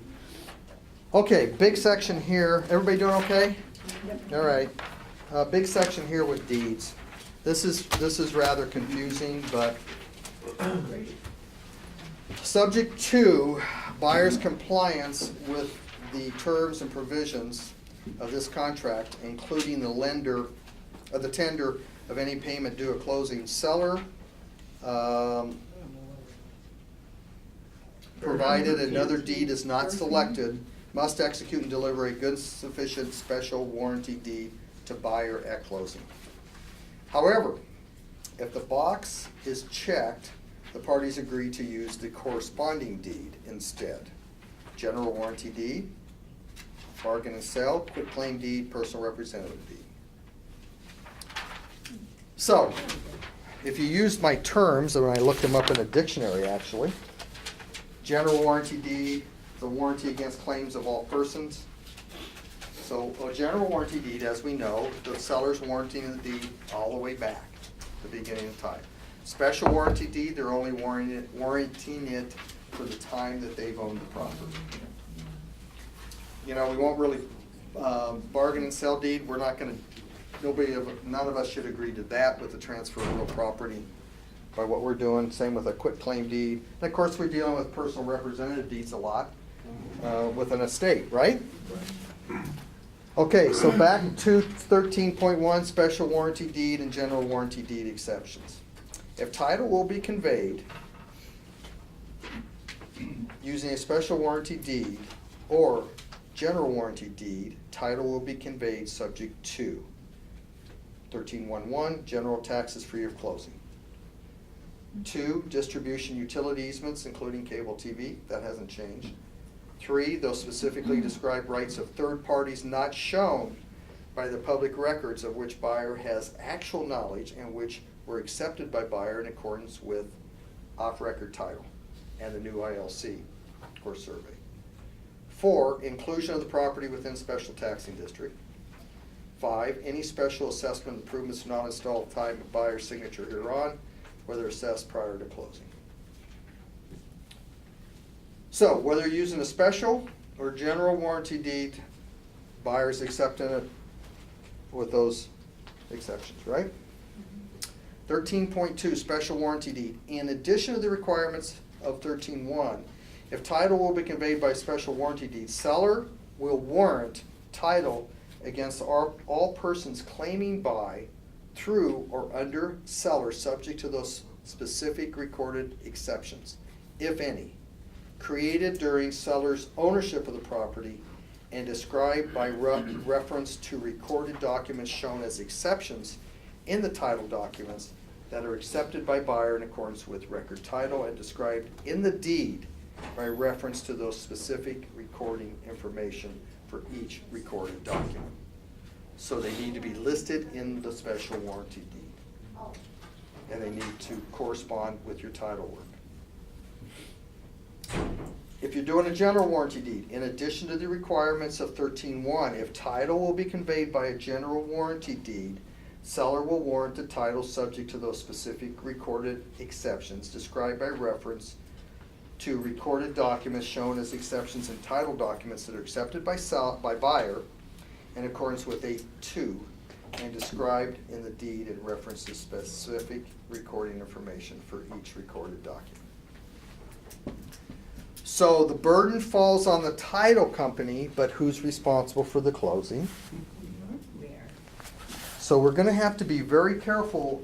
I would suggest that you have a discussion with your title company or companies that you use. And we're pretty fortunate in Grand Junction, aren't we? I mean, we got great title companies. They're all pretty responsive. And to see how they're gonna handle this. They know about it. I've already been approached by a couple of them. And I'm gonna have that discussion with them to see what they're gonna do. Now, let me tell you about this too. This is all subject to change next year. So, just to give you a quick little background, real estate brokers are under what? We're under the Real Estate Commission, DORA and the Real Estate Commission. Title companies are under who? Insurance Commission. They're under DORA, but they're governed by the Insurance Commission. Hence, that's why we have 2 separate closing instructions. Hence, that's why we have two agencies that don't agree on everything. This is the prime example. This was something that was, I can see the discussion at the Forms Committee level on exactly what happened. This is something that the insurance division wanted in the contract to protect their industry or to further disclose. The problem for us is it kind of makes us appear like attorneys, and we don't want to do that. We don't want to start practicing law. So if you've got a seller or buyer that have questions on these deeds, I would have them talk to the title company or their attorney, not us. We shouldn't be making this decision. So what they're going to do, CAR is going back through the legislatures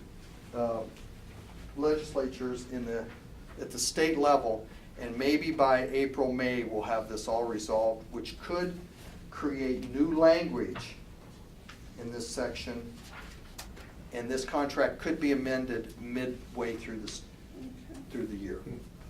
Okay? But right now, we got to deal with it with what we got.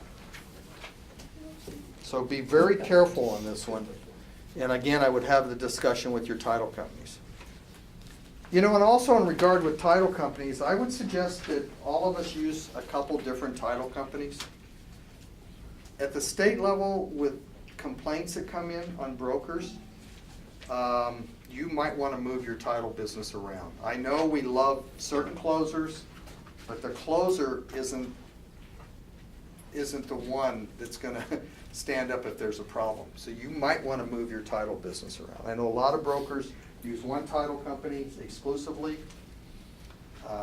just to cover your backside a little bit. If you get a complaint, and they go, hey, you've used land title on your last 180 closings. And Could be a problem. But do what you want to do. I guess I'm not sure, understand why that would be a problem, but. Well, if there's complaints or, I mean, you got to give your sellers and your buyers the choice. Oh, right, yeah. I mean, I know, we sit down at a list of property and they say, who do you want to use this title company? They go, I don't know, you pick it. And we go, okay, I use land title all the time. We'll just use land title, they're great. I'm just telling you, there's stuff, Yeah, it's a buy for an audit for you. and again, buyers and sellers, Younger agents. yeah. And it's not so much here, but other parts of the state.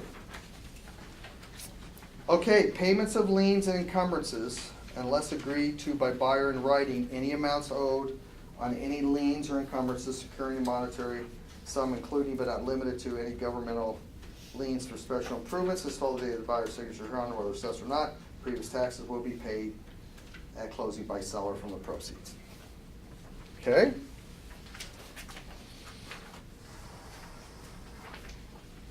And y'all don't have to run out to your local title company and say, Ron said I shouldn't use you. Status letter and record change fees. At least 14 days prior to closing date. Here's another one, guys. At least 14 days prior to closing date, seller agrees to promptly request the association to deliver to buyer a current status letter. Status letter must be paid by who? They have a choice there. Whatever you pick. Yeah. You know, Well, it contradicts the other saying that he's to provide all the association documents and such. You know, as I'm reading it, but please go ahead. well, any fees incident to the issuance of the association status letter must be paid by, you know what I've been doing lately on that is 1/2. I think it benefits the seller. I think it benefits the buyer. But again, do what you want to do. Any record change fee must be paid. Again, I've done 1/2. So the status letter actually is required by the state every year if they've registered with the state through Kiowa. So we got to make sure we get that. Again, the seller's probably the best one to go to see if we can get the status letter. And maybe it's on. Maybe it'll be uploaded online too. That'd be awesome. FIRTHA, as we talked about in section 15.8, this is nothing new. It's gone on since the 80s, but there is a kicker in here. So let's read this paragraph. The Internal Revenue Service may require a substantial portion of the seller's proceeds to be withheld after closing when seller is a foreign person. If required, withholding does not occur, the buyer could be held liable for the amount of the seller's tax, interest, and penalties. If the box in this section is checked, seller represents that seller is a foreign person for the purposes of U.S. income taxation. Here's my problem. I'm writing a contract for one of your listings. Do I know if your seller is a foreign person? No.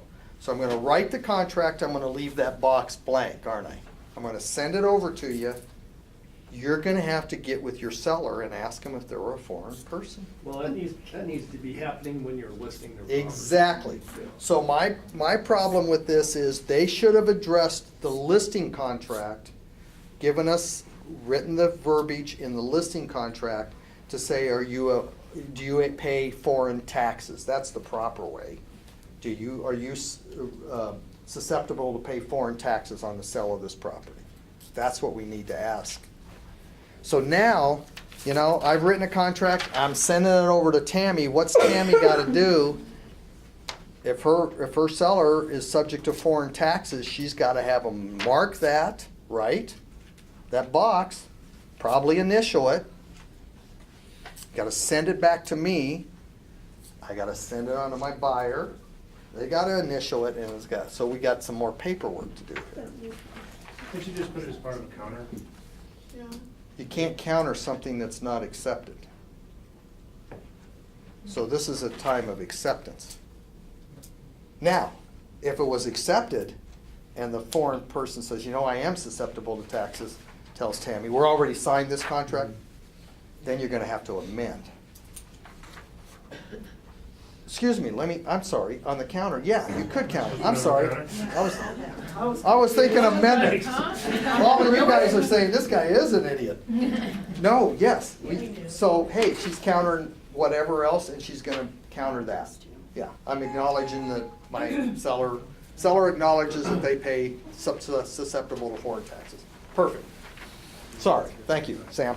If this seller is a owner occupant of this home, been there forever, wouldn't you just kind of assume that they're not a foreign for this transaction?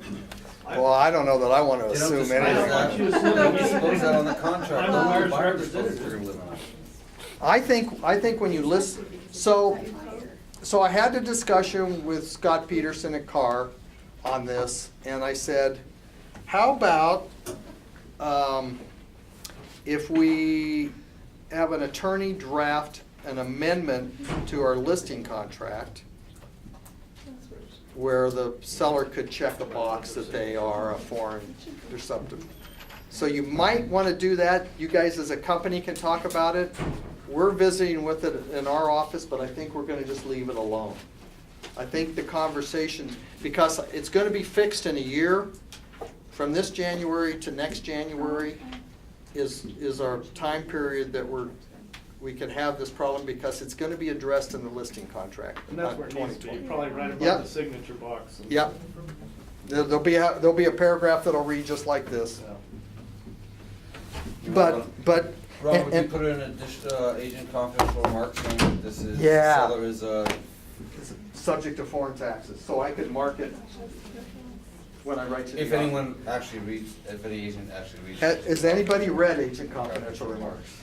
Yes, I do it all the time, which I would say. I know you guys do. I know you guys do. I know most of our agents do, but there's a ton of people out there that don't even know what it is. I would get permission from your sellers before you put anything about foreign taxes in any MLS. Anything you put in the MLS needs to be directed by your listing agreement. So I would, They may not want you to disclose that. when you're discussing, well, exactly. But, and you don't necessarily need to disclose that, because with this in the contract now. They need to mark it. You can mark it when you receive a buy-sell, Yeah, and that takes care of it. right. Okay. Right, but it would be better to have it in the listing, so I can, because if they mark it, it's just like leaving the refrigerator. Seller says they're leaving the refrigerator, seller says they are subject to foreign taxes. Then we can address it, but let's just get through the next year with it, and then it'll get worked out, I think. So, Just carry a blank amend extend with you. And counter proposals. Yeah. Okay, so figure out what works best for you on that, but, and then again with FERTA, make sure when you go to closing, make sure when you close, this is Fidelity's FERTA disclosure that the seller signs at closing, make sure that that's been done. Don't leave that closing without knowing that that's been taken care of, because this is our backstop. This is our backstop. It'll come back to us. Right, and if this isn't in the, if we don't have a copy of this signed, we could be in trouble. There was a complaint at the state level, and it was something like $40,000 in taxes. This was a broker up in one of the resorts, and they lost all their commission on the deal. Because the title company didn't do it. So it was a complaint. Colorado withholding, Colorado Department of Revenue. This is another one that might go in the listing contract too. May require a portion of the seller's proceeds to be withheld after closing when seller will not be a Colorado resident after closing. If not otherwise exempt, seller agrees to cooperate with buyer and closing company to provide a reasonably requested documents to verify seller's status.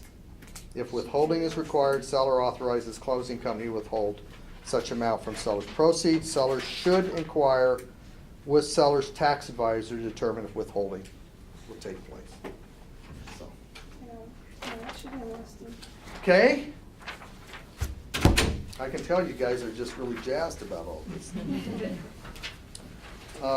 Really, next page, not much here to address.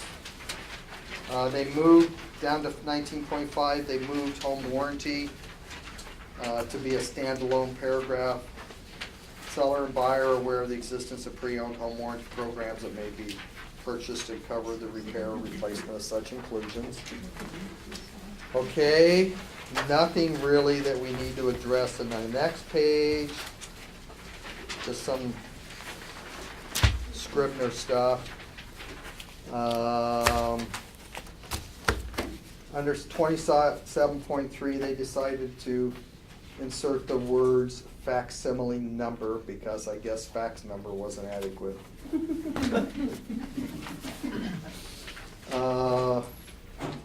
Under good faith, broker, buyer disclosure. My opinion is good faith should be paragraph number 1. Amen.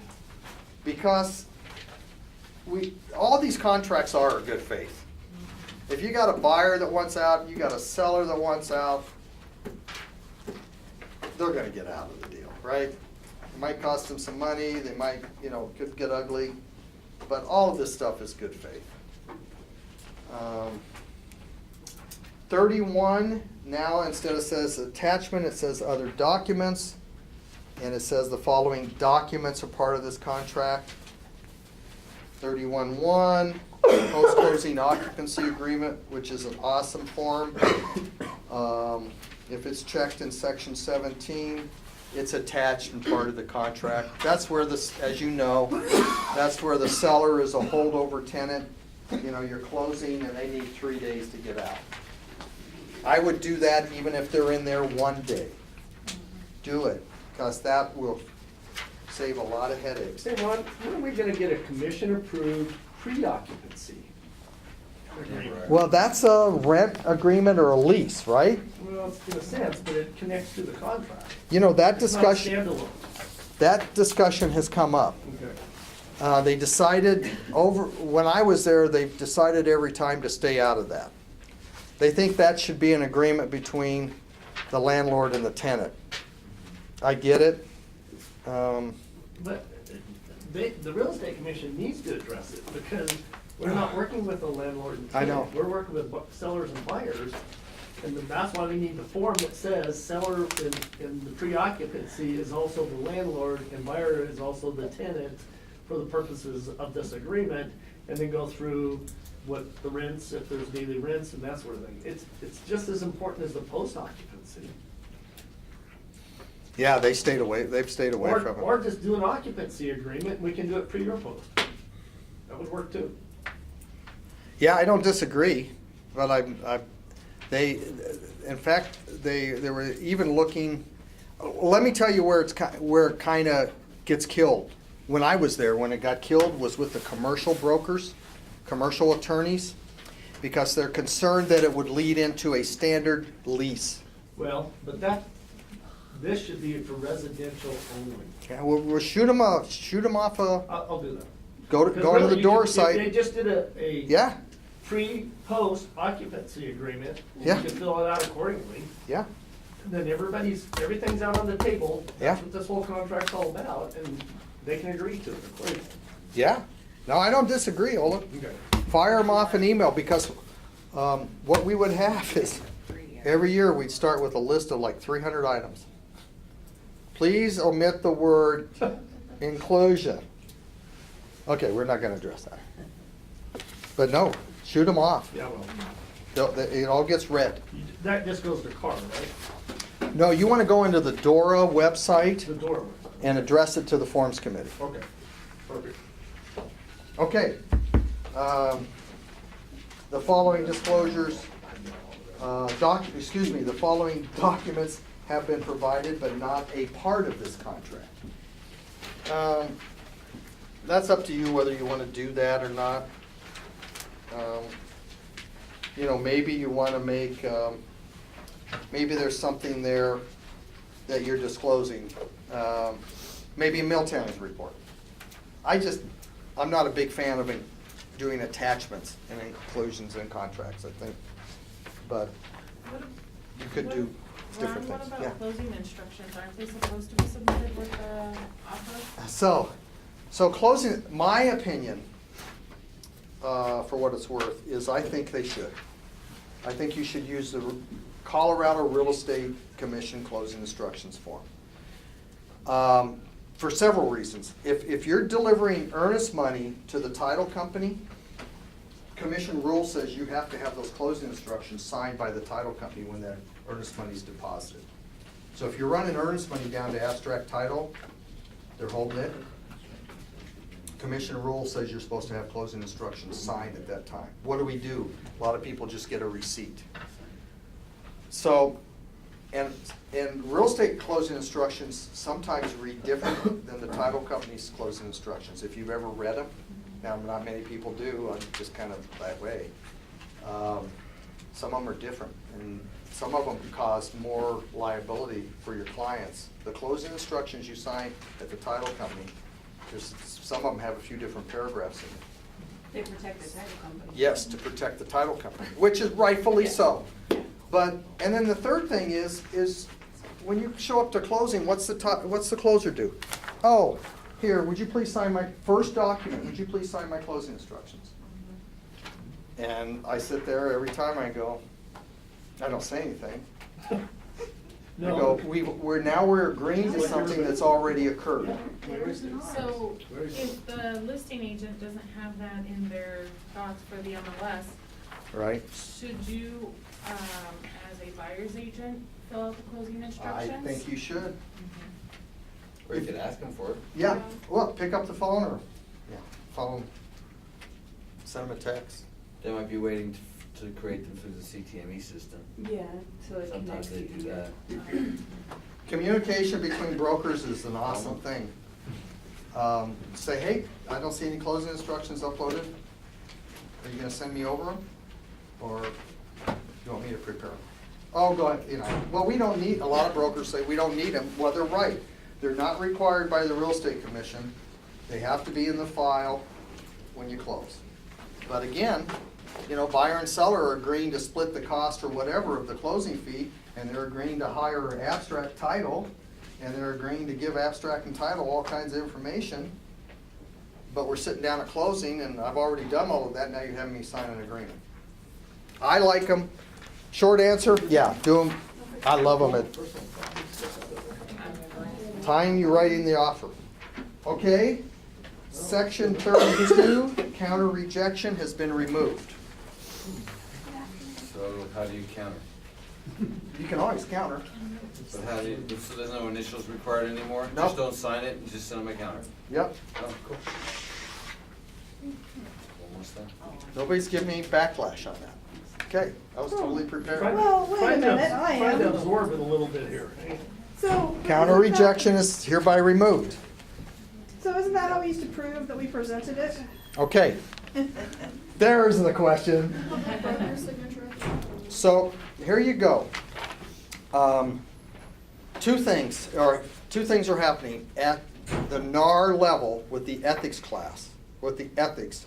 There's going to be a new, what am I trying to say? Olin, help me out here. A new, not an article, but part Code of ethics. of the Code of Part the Ethics, code of- yeah. where you can request from me as a fellow member of the club. Ron, did you present my offer? Did you present my offer? That can be as simple as an email to me where I would respond, yes, I did. I presented it at 5:15, blah, blah, blah. That is your notice that I presented the offer. Okay. It's a, in the legal side of things, a seller is not required to counter or reject an offer. That's right.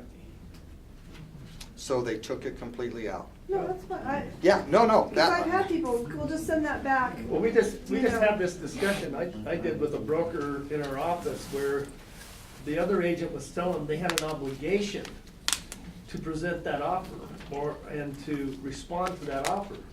And you know what? The broker doesn't. no. It's the seller that can direct you to say, take that and put it in the trash. Mhm.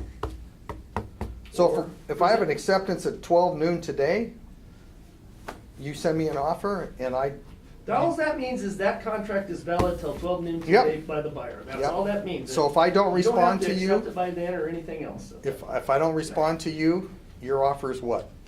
Reject. Well, it can Then still if be they valid sign if the it- buyer chose to leave it valid. Right. Yeah, if the they buyer sign it could and come send it back. to you at 1, then Yeah. it's Actually, resurrected. because we've all had sellers where we're like, well, we got an offer, it's 50,000 less than asking price, and they're like, nope, don't want to even see it. Right. And so it's kind of nice to not have that. Yeah, so you don't have to worry about it. But if I do request, now can I request to be with you when you present the offer? You can request all you want. Do you have to allow me? Nope. Yes, you do. No, the seller has the Then the decision. seller has to. I just took a class. Look out, world. I just took a class, I took the ethics, because I was due, because they changed it to 2 years. And that class said that the buyer's agent can request, the seller's agent can ask the seller, and ultimately the seller can say yes or no. But it is up to the seller. Who taught the class? It was online, Van Ed. No, we've done it before, you and I have. Oh, yeah. It used to be that you had that, but that's what they're saying, is now the seller can It's the say, seller's decision. I don't want that It's agent to. just like, guys, when you have your clients write these sweet little letters to present with your offer. Oh, boy. You know what?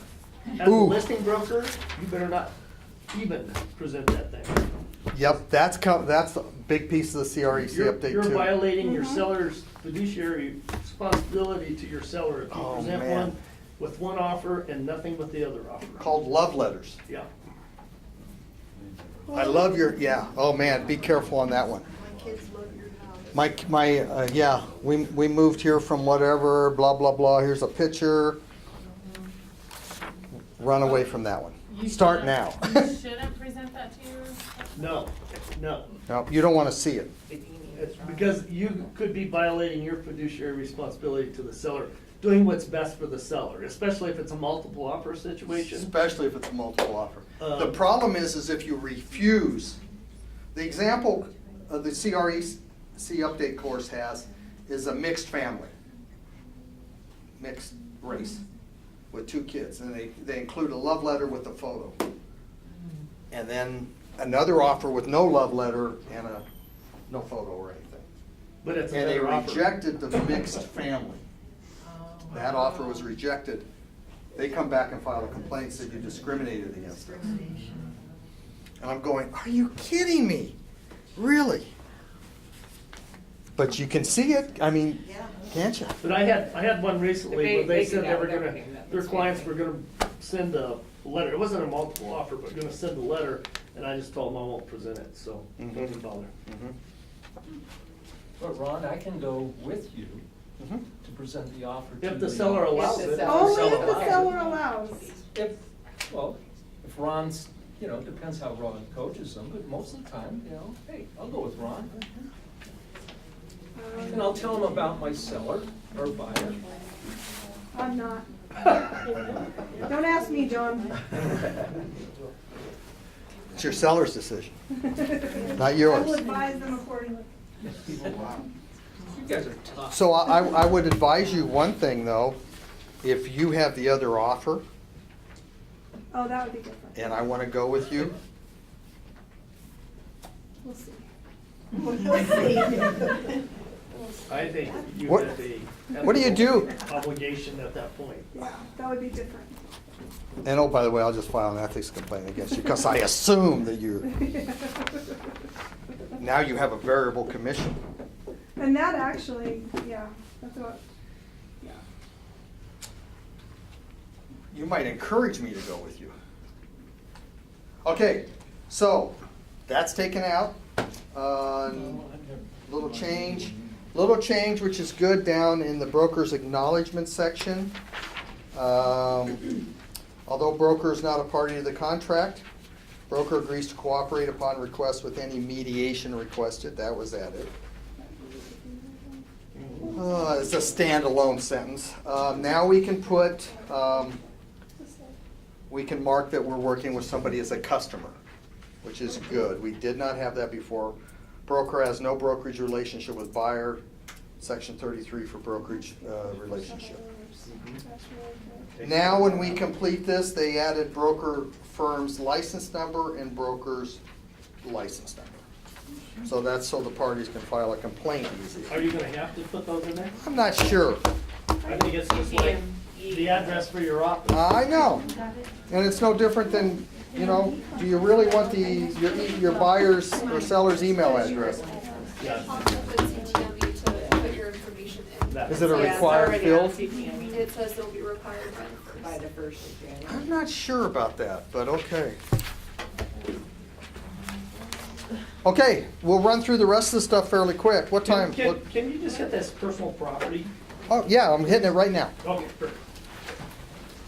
Good segue there, Olin. Personal property agreement, residential only. We're just trying to touch on this.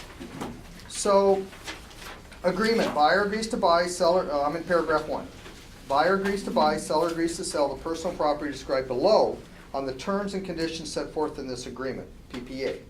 This agreement is entered into in conjunction with the contract to buy and sell real estate for residential. We're not going to use this on commercial or vacant land, okay? Well, obviously vacant land. Well, we could, because you could have personal property. Yeah, we're not going to use it. So my question real quick, this is, because I noticed the buy-sell still has inclusions in it. Right. So this would be things outside the standard appliance type inclusion. Correct. That's when this one would kick in. Right. Okay, that's what I'm. So, you know, they're leaving the house furnished. So you got TV, whatever. You're leaving TVs, you're leaving furniture. Think broad. Think big on this, where somebody would leave a furnished house, or a furnished condo, or a furnished townhome. And so This would be the form. this is a standalone from the buy-sell. Correct. So the lender gets the buy-sell, they don't get this. They do get this. Oh. If you go back to the purchase contract, if you go back to section 2, 2.54, it says other inclusions, where you list your inclusions, and then there's a checkbox. This is on page 2. Okay. If this box is checked, buyer and seller have concurrently entered into a separate agreement for additional personal property outside of this contract. Okay. So you're putting the lender on notice that it's outside of the contract. So the lender, you're gonna have to have a discussion with the lender, I think, do you want this or not? It's not amend extend. Do you want me to check the box or not? Yeah. That's what it amounts to. So, but again, my position, and I don't know what your position is, but if people want a lot of personal property included in the purchase, I include it to begin with and then remove it later. Because, you know, the price is $350 and they want all this stuff. 50,000 personal property, yeah. The appraiser gets excited. Yeah, the appraiser can get excited. I think it's an okay form. We'll just have to figure it out. You know, the great thing about this industry is everything changes. Counter proposal, really, all we're looking for in here that changed the form, really just dates, section numbers and verbiage changed. There's nothing really changed here that's gonna be any problem for you. It matches the purchase contract is why.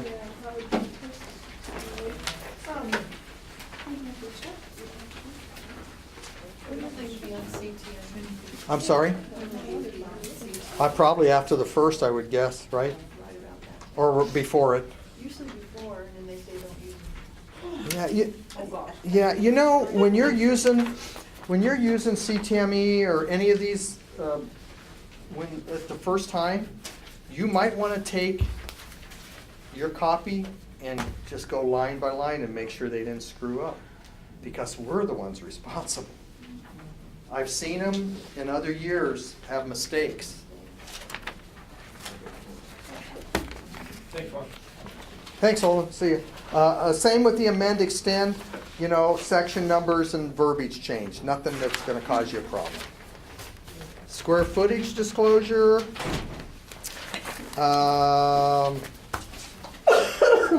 Now it says at the top residential, because that's all we're using it for. And then look down almost 2/3 of the way down where it says measurement may not be exact and is for the purpose of marketing only. Measurement is not for a loan, valuation, or other purposes. The exact square footage is, if it's a concern, the property should be independently measured. So we're really putting that buyer on notice that, hey, this is, if you've got a problem, take it further. Buyer and seller are advised to verify the information. Any independent measurement or investigation should be completed by buyer on or before any applicable deadline in the contract. Again, these are things, complaints that come in. Hey, my buyer ended up closing and they got 100 square feet less. We're gonna sue. What already said it was, you know. So just trying to hammer home.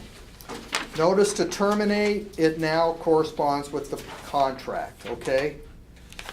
A lot of changes on that, but again, nothing that you can't deal with, okay? All right. A couple more here. Residential addendum to contract to buy and sell. So this addendum is to be used on a land purchase, maybe, or a commercial purchase. And really, they took a lot out of here, which is fine, and moved stuff around. But just an example of when you might use this form, let's say you're selling a parcel of ground, a farm that's got 600 acres, and it's got a 1952 house on it. We need to address lead-based paint on that house.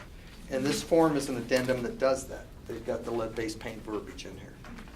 So you need that. Same with a commercial building. Maybe it's a commercial building and it's got a residential structure on it. We need to use this addendum. Because the buyer has to know about the lead-based paint. Do they want to have a risk assessment or not? So it's kind of like a mixed-use property. And the form you're going to use, as I've said in the past in classes, is what form do you use? You know, I got 600 acres with a house on it. Do I, you know, a 1952 house, 3 bedrooms, 1 bath. Do I use a residential form? Or do I use a farm and ranch form or land form?